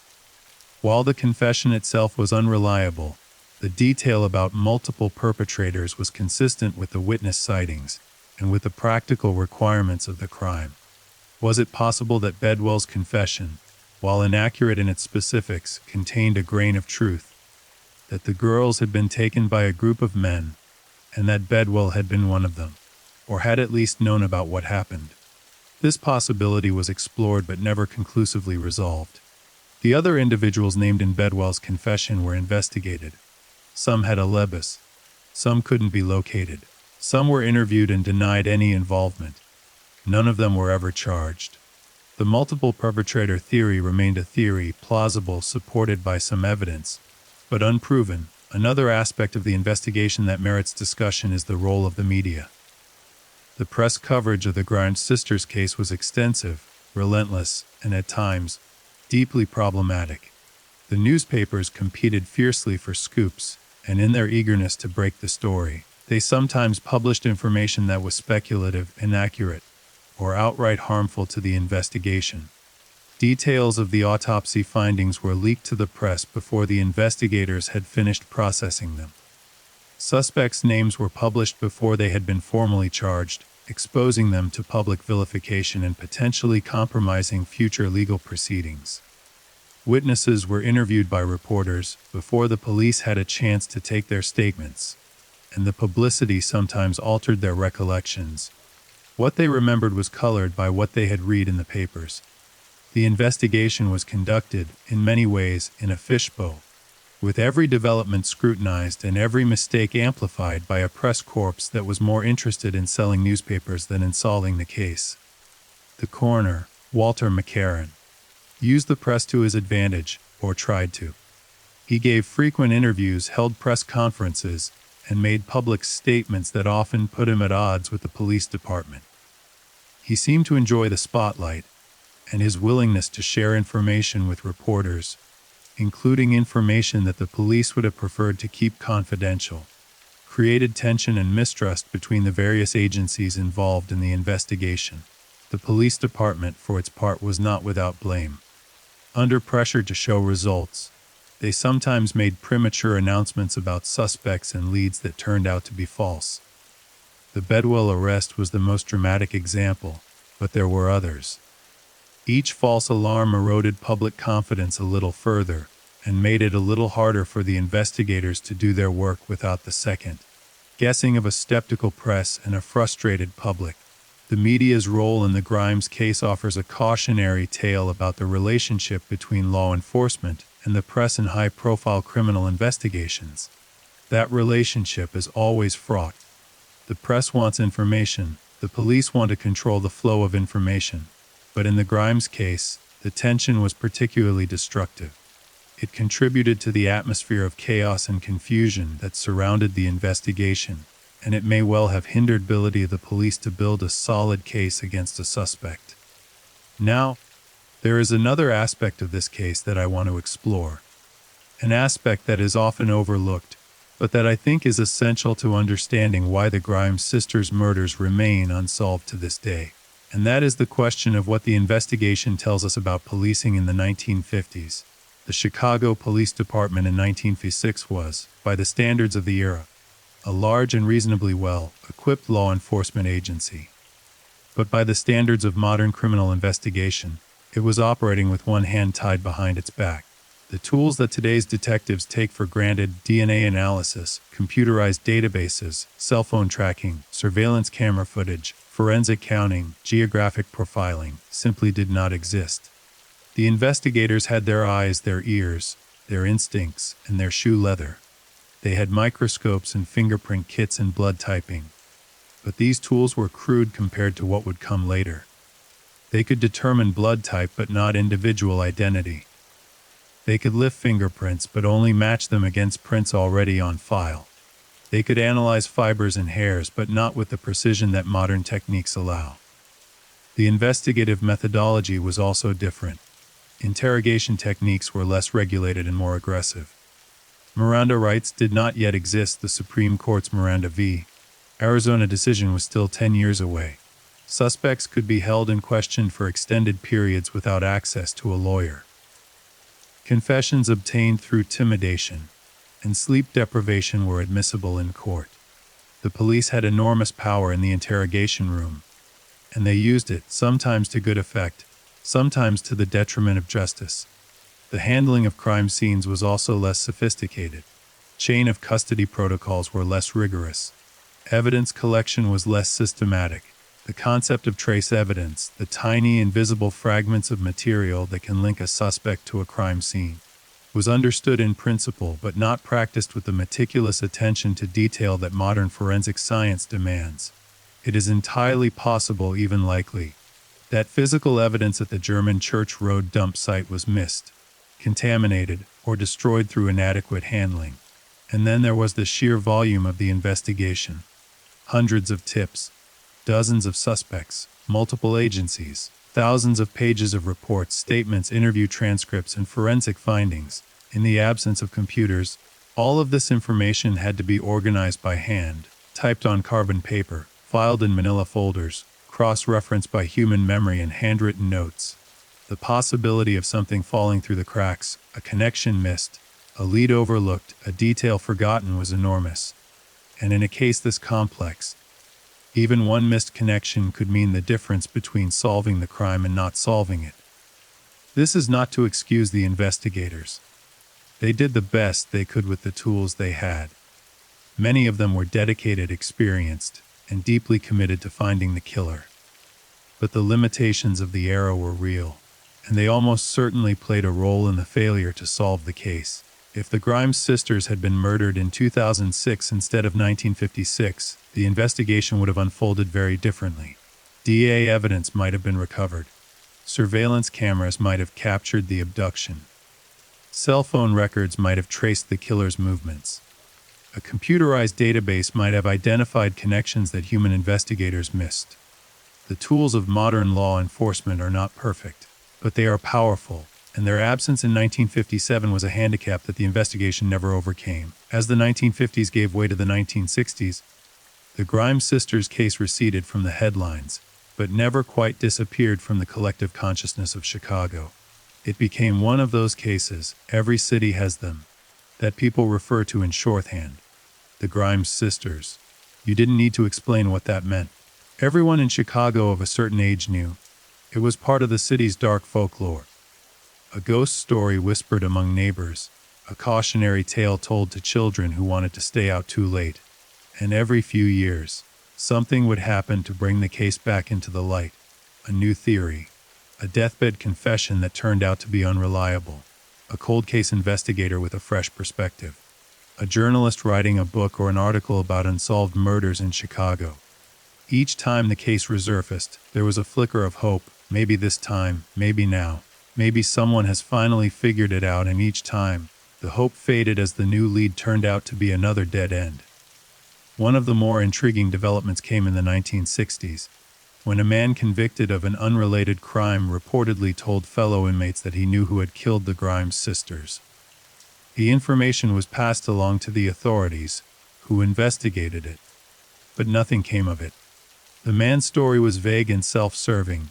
He appeared to be trying to leverage the information for a reduced sentence, and the details he provided didn't match the known facts of the case closely enough to be taken seriously. In the 1970s, a private investigator who had become obsessed with the case claimed to have identified the killer. He published his theory in a small, self-printed pamphlet that circulated among true crime enthusiasts. His theory pointed to a specific individual, a man who had lived in the area at the time of the murders, and who had a history of violent behavior toward women. The private investigator presented circumstantial evidence, witness statements, and what he described as a pattern of behavior that was consistent with the crime. The theory was interesting, even compelling in some respects, but it lacked the concrete proof that would have been necessary to reopen the case. The named individual had since died, making further investigation difficult and prosecution impossible.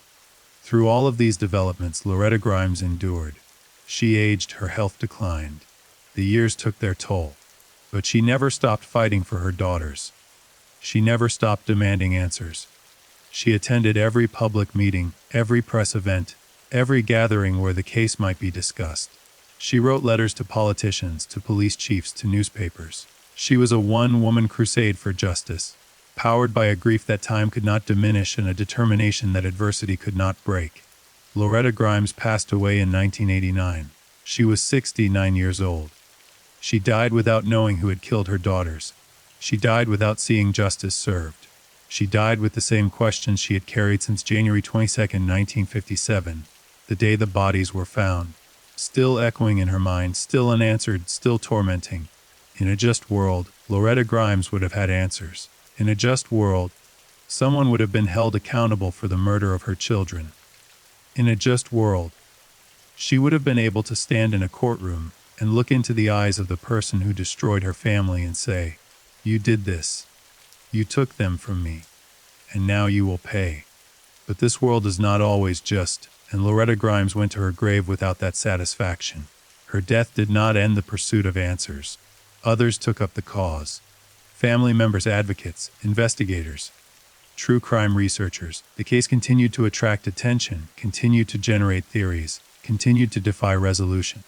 And as the 20th century drew to a close and the 21st century began, the Grimes sisters case entered a new phase, one defined by advances in technology, shifts in investigative methodology, and the emergence of new information that would once again raise hopes, and once again test the patience of everyone who cared about this case. But before we get to those more recent developments, there is one more thread from the original investigation that I want to pull. One more figure who deserves our attention. One more name that, in the decades since the murders, has come to occupy a central place in the speculation surrounding the case. That name is Kenneth Hansen. Kenneth Hansen was a horseman. He worked with horses. He trained them, cared for them, and operated in the equestrian circles of the Chicago suburbs, the same circles notably in which Silas Jane moved. Hansen and Jane were associates. They knew each other. They worked together. And in the world of Chicago area horse trading, a world that was often rough, sometimes violent, and occasionally criminal, the two of them were connected by bonds of business and shared interest. But Kenneth Hansen was more than just a horse trader, much more. In 1994, more than 35 years after the Grimes sisters' murders, Kenneth Hansen was charged with the kidnapping and murder of 3 boys. 3 boys who had disappeared in 1955, a year before the Grimes sisters vanished. 3 boys whose cases had also gone unsolved for decades and who, like the Grimes sisters, had become part of Chicago's dark catalog of unsolved crimes. The boys were Bobby Peterson, 14 years old, John Schuessler, 13, and Anton Schuessler Jr., 11. They had disappeared on October 16, 1955, after going to the movies, just as the Grimes sisters would do 14 months later. Their bodies were found 2 days later, dumped in a forest preserve. They had been beaten and suffocated. The parallels with the Grimes sisters' case were staggering. Kenneth Hansen was convicted of the murders of the three boys in 1995, based largely on the testimony of associates and acquaintances who said that Hansen had confessed to the crime over the years. He was sentenced to life in prison where he would die in 2007.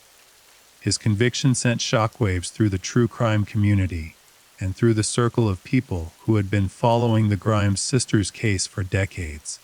Because if Kenneth Hansen had killed 3 children in 1955 and gotten away with it for 4 decades, was it possible that he had also killed the Grimes sisters in 1957? The similarities between the two cases were hard to ignore.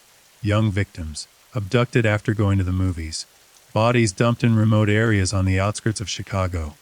The general time period, the geographic overlap, the connection to Silas Jane and the horse trading world of the southwestern suburbs. It all pointed in the same direction. It all seemed to converge on Kenneth Hansen. But seeming and being are not the same thing, and the connection between Hansen and the Grimes sisters, while suggestive, was never proven. Hansen was investigated in connection with the Grimes case. He was questioned about it, and he denied any involvement. He admitted to killing the Peterson-Schussler boys, or at least, witnesses said he had admitted it. But he never admitted to killing the Grimes sisters. And without a confession, without physical evidence, without a witness who could place him with the girls on the night of December 28, 1956, the case against him remained circumstantial at best. Some investigators were convinced that Hansen was the killer.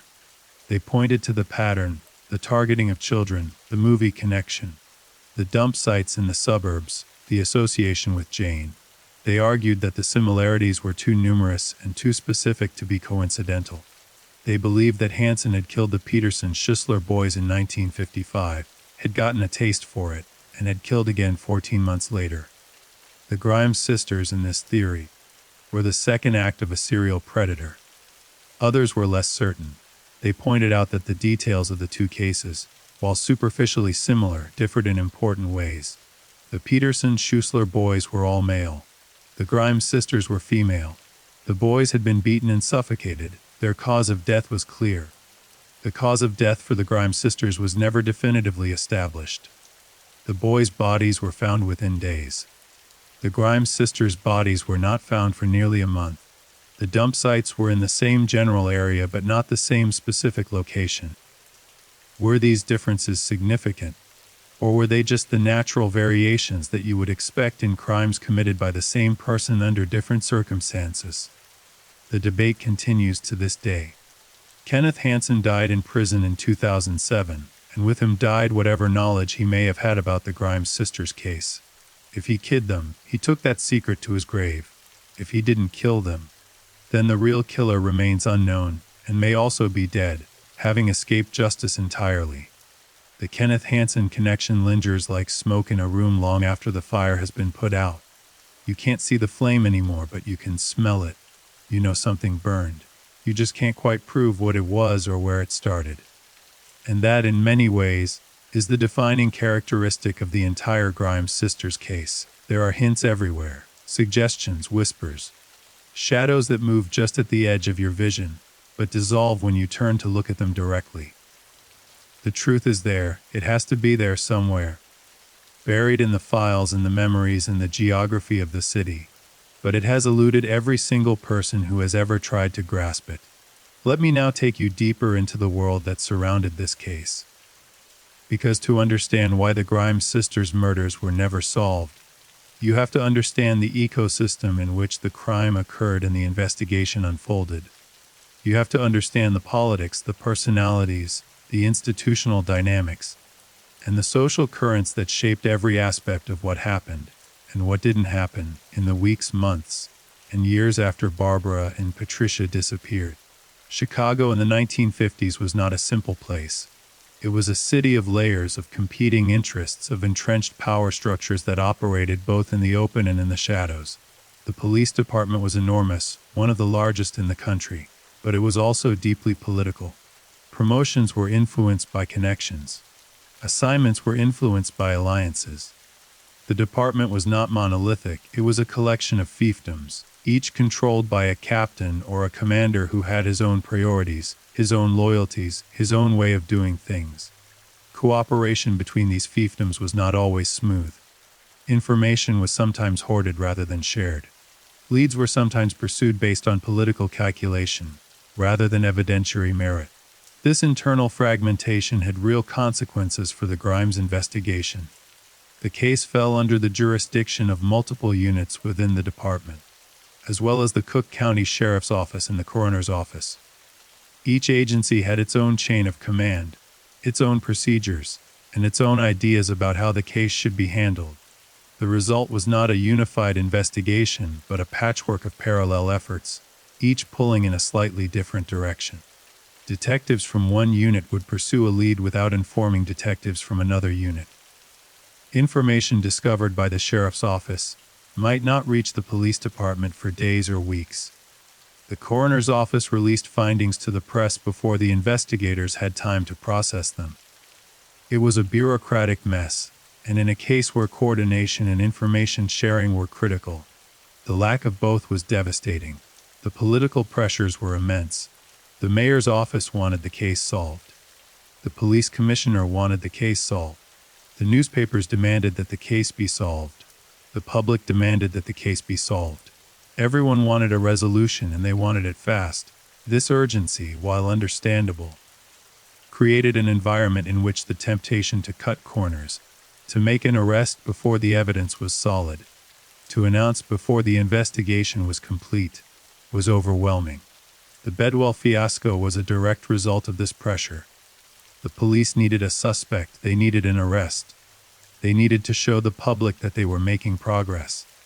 And so they took a dubious confession from a questionable source and trumpeted it as a solved case, only to have the whole thing fall apart in their hands. The political dynamics extended beyond the police department.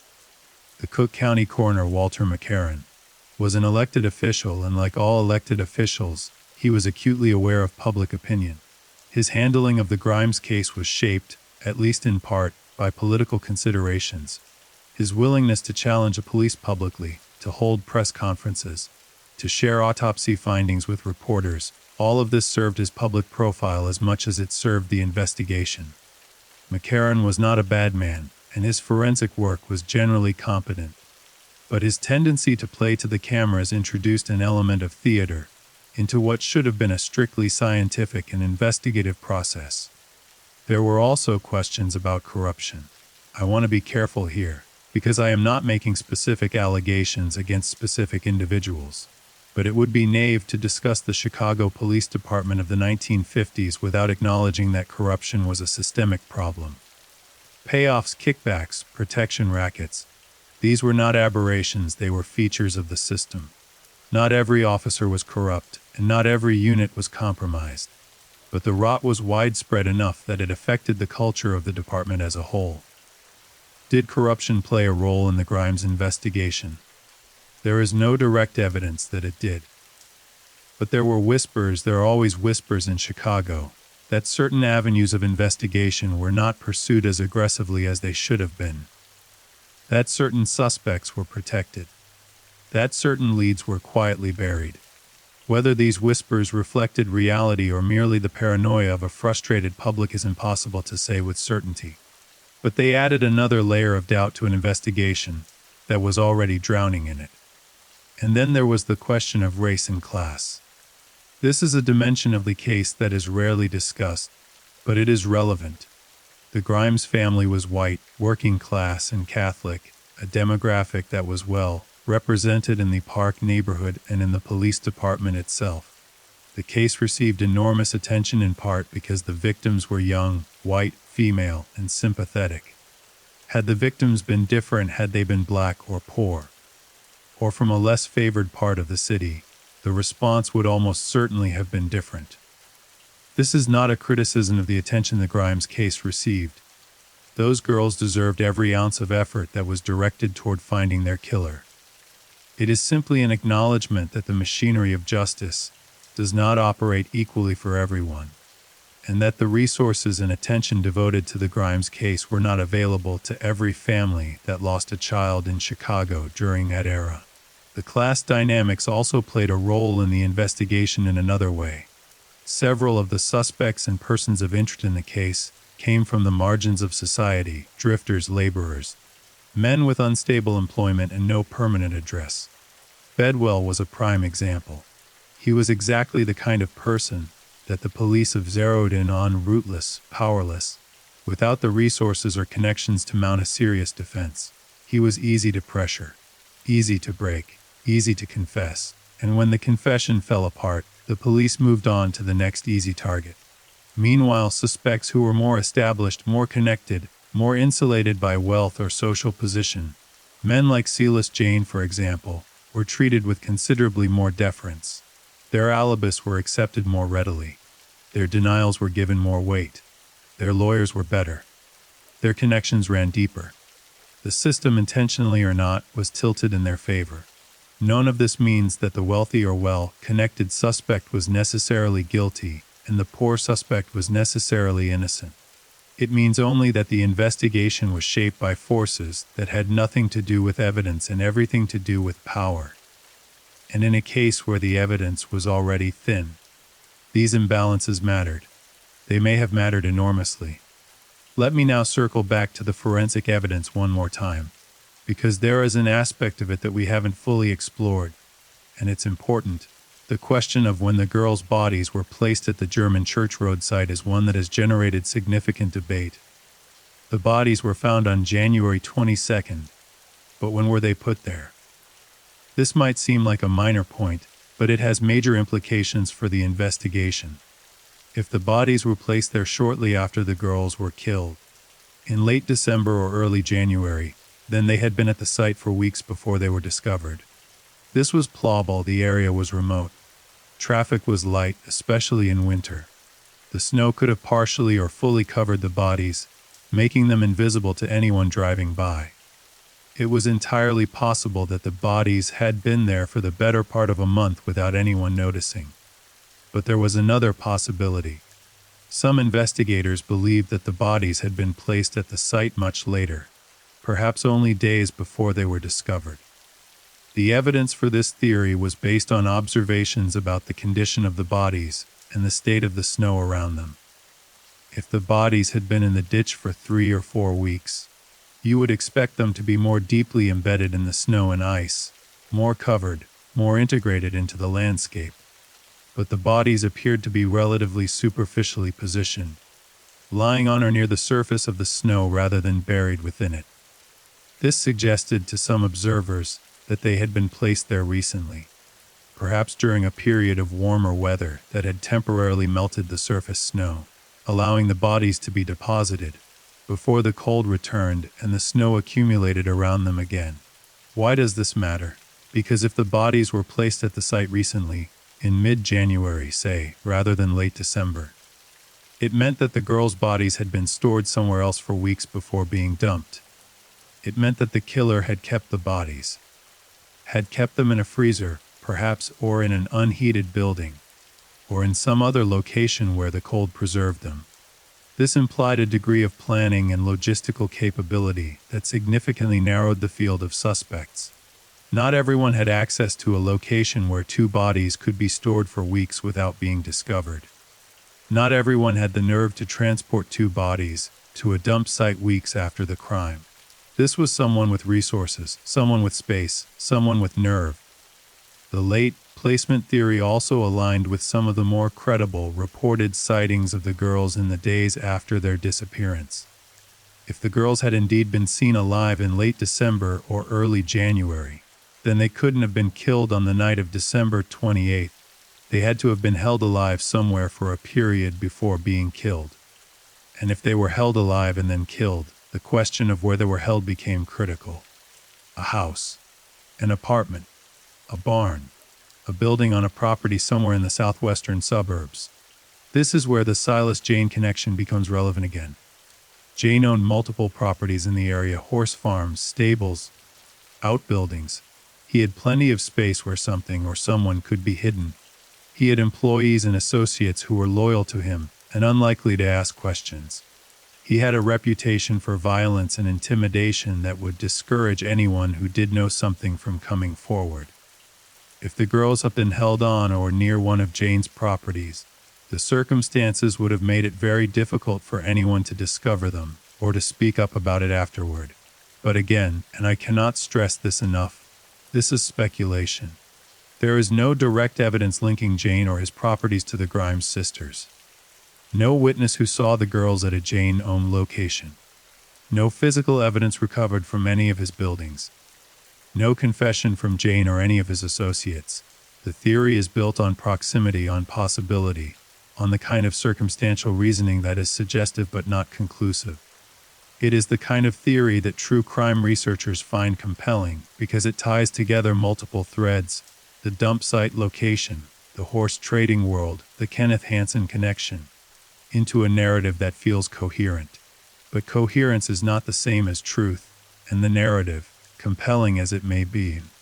Let me also discuss the weather, because in this case, the weather was not just a backdrop, it was a participant. December 1956 and January 1957 were bitterly cold in Chicago. Temperatures regularly dropped well below freezing, and there were multiple snow events during the period the girls were missing. The cold and snow had a direct impact on virtually every aspect of the case. The cold preserved the bodies, as I've discussed, but it also destroyed evidence. Tire tracks that might have been left at the dump site were covered by snow. Footprints were obliterated.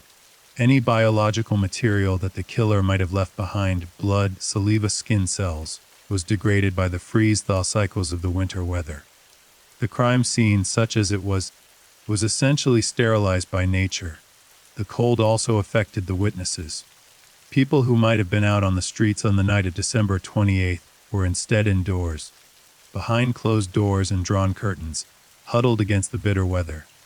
Potential witnesses, people who might have seen the girls, might have seen a suspicious car, might have noticed something unusual, were absent from the streets. The cold had driven them inside, and in doing so, it had eliminated a potential source of information that might have been available on a warmer night. And the cold affected the timeline. As I mentioned, the determination of time of death was complicated by the freezing conditions. The normal biological processes that allow pathologists to estimate when someone died, body temperature, rigor mortis, decomposition, were all disrupted by the extreme cold. The bodies were essentially frozen solid when they were found, and the pathologists were working with biological evidence that had been fundamentally altered by the environment. This made it impossible to determine with any precision when the girls had died, and that uncertainty cascaded through the entire investigation, affecting everything from the evaluation of witness sightings to the assessment of suspect alibis. The weather, in short, was an enemy of the investigation. It concealed evidence, eliminated witnesses, and obscured the timeline. It created conditions that were ideal for a killer who wanted to commit a crime and avoid detection. And it created conditions that were terrible for investigators who wanted to solve that crime. The elements conspired against justice, and justice suffered as a result. Now I want to talk about something else. Something that is often discussed in connection with this case, but that I think is worth examining more carefully. And that is the question of whether the Grimes sisters case and the Peterson-Schisler case are related. I've already discussed Kenneth Hansen and his conviction for the Peterson-Schisler murders. I've already noted the similarities between the two cases. But I want to go deeper into those similarities, because the parallels are truly remarkable, and they raise questions that I don't think have been adequately addressed. The Peterson-Schisler murders occurred on October 16, 1955. 3 boys, Bobby Peterson, 14, John Schisler, 13, and Anton Schuessler Jr., 11, went to the movies in downtown Chicago. They saw a matinee at the Loop Theater. They were last seen alive that afternoon, walking near the theater. 2 days later, on October 18th, their naked bodies were found in a ditch in the Robinson Woods Forest Preserve, on the northwest side of the metropolitan area. They had been beaten and asphyxiated. Their clothing was never recovered. Now consider the Grimes sisters case. December 28, 1956, 2 girls, Barbara Grimes, 15, Patricia Grimes, 13, went to the movies on the southwest side. They were last seen leaving the Brighton Theatre that evening. 25 days later, on January 22, 1957, their naked bodies were found in a ditch on German Church Road in the southwestern suburbs. Their cause of death was undetermined, but they showed signs of violence. Their clothing was never recovered. The parallels are almost eerie. Young victims going to the movies, disappearing afterward. Bodies found naked in ditches.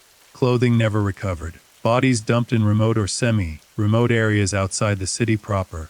Both cases occurring within a 14-month window. Both cases in the Chicago metropolitan area. Now there are differences.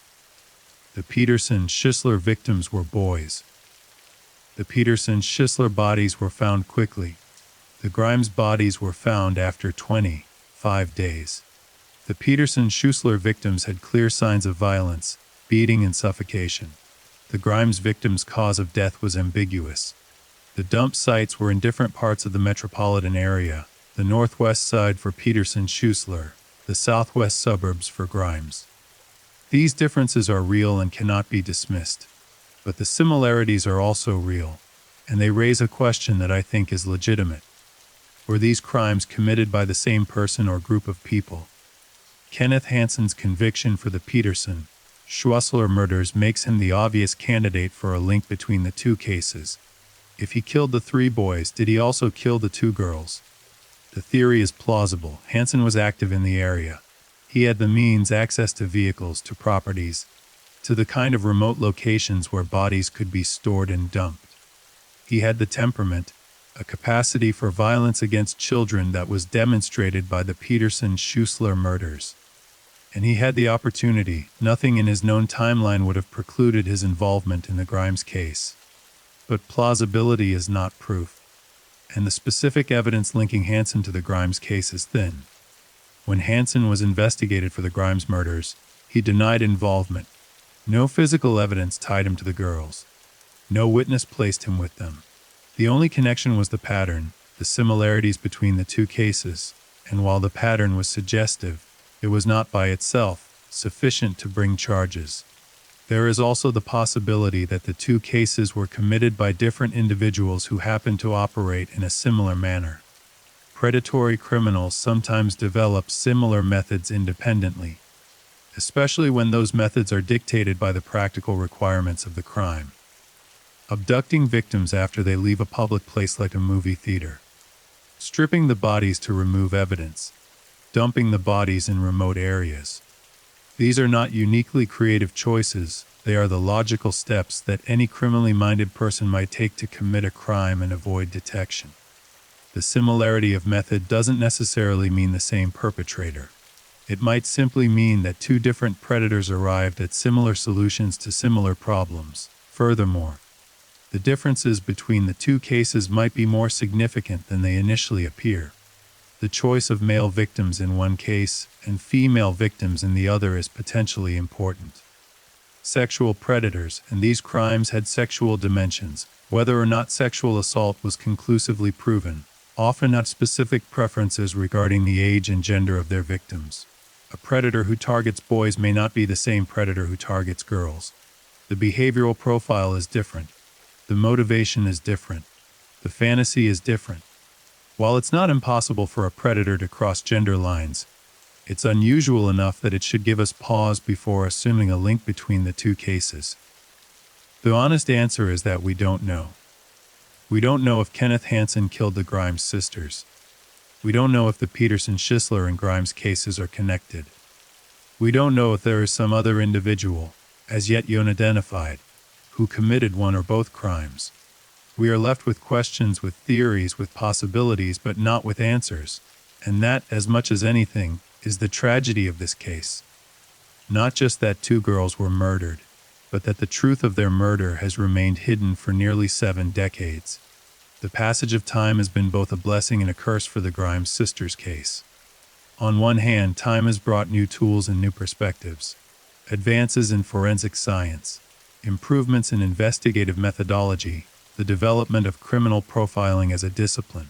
All of these have given modern investigators capabilities that their predecessors in the 1950s could only have dreamed of. On the other hand, Time has taken away the most valuable resource of any criminal investigation, the memories and testimony of the people who were there. Witnesses have died. Suspects have died. Investigators have died. The people who knew the truth, or pieces of it, have one by one passed from this world, taking their knowledge with them. The living memory of the case grows thinner with each passing year, and the window for solving it through human testimony grows narrower. There are still people alive who remember the case, children of the original investigators, grandchildren of the witnesses, elderly residents of McKinley Park who were young in 1957 and who remember the fear and the grief and the unanswered questions. But their numbers dwindle. Time is undefeated. It takes everything eventually, including the truth, if the truth is not seized before it slips away. In the early 2000s, there was a renewed effort to examine cold cases in the Cook County area, and the Grimes sisters case was among those revisited. Investigators reviewed the original files, re-interviewed surviving witnesses, and explored the possibility of applying modern forensic techniques to whatever physical evidence might still be preserved. The results were, once again, disappointing. The physical evidence from the original investigation had been stored under conditions that were far from ideal. Some of it had been lost. Some of it had degraded beyond usefulness. The chain of custody was questionable at best. And the biological material that might have yielded DNA results, the holy grail of modern criminal investigation, was either absent, contaminated, or insufficient for analysis. It was another dead end. Another moment of hope followed by another moment of deflation. The pattern of the case repeated itself: a promising development, a burst of energy, and then nothing. The case remained unsolved. The killer remained unidentified, and the Grimes sisters remained unavenged. But even as the forensic approach stalled, other avenues continued to be explored. Researchers and true crime investigators began to look at the case from new angles, applying modern analytical frameworks to the evidence that was available. Geographic profiling, the study of the spatial patterns of a crime, was used to analyze the relationship between the abduction site, the dump site, and the residential and commercial areas of the Southwest Side. Behavioral analysis was applied to the known facts of the crime, in an attempt to develop a psychological profile of the killer. The results of these analyses were interesting but not conclusive. They suggested certain characteristics of the perpetrator: likely male, likely familiar with the area, likely operating alone or with a small number of associates, but they could not identify a specific individual. The age of the internet brought yet another dimension to the investigation. Online forums and discussion boards devoted to unsolved crimes became a new venue for the exchange of information and theories about the Grimes case. Amateur sleuths from around the world weighed in with their own analyses, their own theories, their own interpretations of the evidence. Some of this online discussion was thoughtful and well-informed. Some of it was wildly speculative. Some of it was downright irresponsible, accusing named individuals of murder based on nothing more than rumor and guesswork. But taken as a whole, the online discussion kept the case alive in the public consciousness and ensured that new generations of people were aware of what had happened to Barbara and Patricia Grimes. Podcasts, true crime television shows, and documentary series also picked up the story. The Grimes sisters case was featured in multiple productions over the years, each one bringing the story to a new audience and each one generating a fresh wave of tips and theories. None of these tips led to a breakthrough, but they served an important purpose. They kept the case from being forgotten. In the world of cold cases, being forgotten is the worst thing that can happen. As long as people are talking about a case, as long as people are asking questions, as long as people are looking for answers, there is a chance, however slim, that the truth will eventually emerge. Silence is the real enemy. Silence is what allows the killer to rest easy. Silence is what turns an unsolved case into a forgotten one, and the Grimes sisters case is not forgotten. Not by a long way. Let me tell you something about Barbara and Patricia Grimes that I think is important. Something that gets lost in discussion of suspects and evidence and forensic findings. Something that is, in many ways, the most important thing about this entire story. They were loved. They were deeply, profoundly, unconditionally loved. By their mother, by their siblings. by their friends, by their neighbors, by their teachers, by everyone who knew them. They were not just victims. They were not just names in a file. They were girls, real girls. Girls who laughed and cried and hoped and dreamed and loved and were loved in return. Girls who had favorite songs and favorite foods and inside jokes and bedtime routines. Girls who fought with each other over silly things and made up 5 minutes later. Girls who helped their mother with the dishes and complained about doing homework and stayed up too late talking in the dark of their shared bedroom. They were Barbara and Patricia. They were sisters. They were everything to each other and everything to the people who loved them. And they deserved so much more than what they got. This is the part of the story that I always come back to. Not the forensic evidence, not the suspect list, not the theories and the debates and the endless, circling speculation. I come back to the girls, to what they meant, to the hole they left in the world when they were taken from it. Because at the end of the day, that's what matters. Not the killer's identity, not the investigative failures, not the political dynamics or the forensic limitations. What matters is that 2 children are gone. 2 lives were extinguished before they had a chance to burn fully. 2 futures were stolen.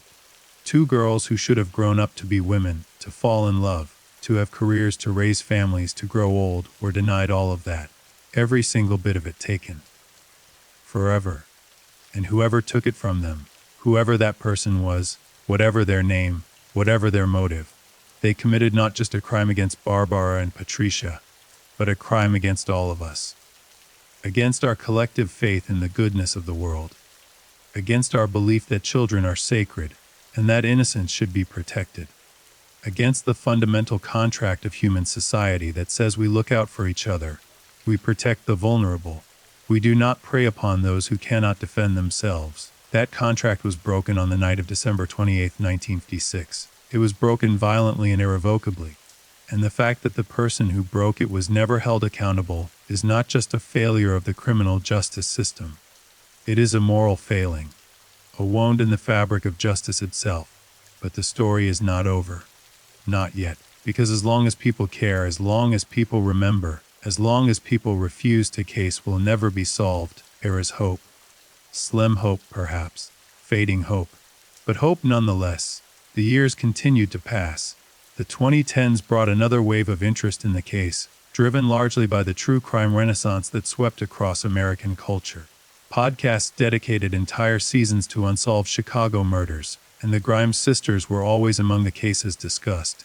New researchers dug into the archives, pulling court records and police reports that had been gathering dust for half a century. They re-examined the witness statements, the autopsy findings, the suspect interviews.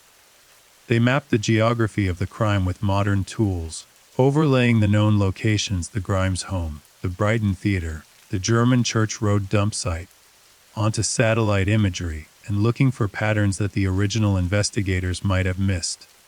Some of these researchers focused on Kenneth Hansen, arguing that the circumstantial case again was stronger than previously acknowledged. They pointed to statements from Hansen's associates, people who claimed that Hansen had made comments over the years that could be interpreted as admissions of involvement in the Grimes case. These statements were secondhand, often vague, and delivered decades after the fact by individuals whose credibility was open to question. But they existed, and they added another layer to the already complex web of suspicion surrounding Hansen. Others focused on entirely new suspects, men who had lived in the area in the 1950s, who had criminal histories involving violence against women or children, and whose names had never surfaced during the original investigation. These researchers used public records, genealogical databases, and newspaper archives to construct profiles of individuals who might have had the means, motive, and opportunity to commit the crime. Some of these profiles were compelling. Others were thin. None of them produced the definitive breakthrough that everyone was hoping for. The cold case unit of the Cook County Sheriff's Office continued to list the Grimes sisters among their active investigations. Periodically, a spokesperson would confirm that the case remained open and that any new information would be welcomed and investigated. But the reality was that the case had reached a kind of stasis. The existing evidence had been examined and re-examined to the point of exhaustion. The surviving witnesses were elderly or deceased. The physical evidence was degraded beyond recovery. Without a dramatic new development, a deathbed confession, a newly discovered document, an unexpected DNA match, the case was unlikely to be resolved through conventional investigative means. And so we arrive at the end of this story. Though end is not quite the right word, because this story has no ending. Not really. Not in the way that stories are supposed to end, with resolution and closure and the satisfying click of the final puzzle piece falling into place. The Grimes sisters' case remains open. The killer remains unidentified. The questions remain unanswered. And two girls remain unavenged. Barbara Grimes would have been in her 80s today. She might have had children, grandchildren, a lifetime of experiences and memories and joys and sorrows. Patricia would have been in her early 80s. She might have traveled the world. She might have stayed in Chicago. She might have done 1,000 things that we will never know about because she never got the chance to do them. Their lives were stolen before they began. Their futures were erased before they were written. Loretta Grimes is gone now. She died without answers. The original investigators are gone. The original suspects are gone. The witnesses, the neighbors, the classmates, the friends, most of them are gone too. The world that existed on December 28, 1956. The world of the Brighton Theater and the Archer Avenue bus and the modest bungalow on South Damon Avenue. That world has faded into history. The theater is closed. The neighborhood has changed. The city has moved on. But the memory remains. The questions remain. And somewhere buried in the past, the truth remains. If you know something about this case, if you have information, if you heard something from a parent or grandparent, if there is a piece of the puzzle that you have been carrying all these years, I urge you to come forward. It is never too late. Justice has no expiration date. Barbara and Patricia deserve answers. Loretta deserves answers. The city of Chicago deserves answers. Two girls went to the movies on a cold December night. They went to see Elvis. They went to laugh and dream and be young and alive and happy. And they never came home. That is the story of the Grimes sisters. It is a story of innocence lost, of justice denied, of questions that echo across the decades without resolution. It is one of the saddest stories I have ever told. Thank you for listening. If you enjoyed the case, leave a comment and subscribe. Good night and stay safe.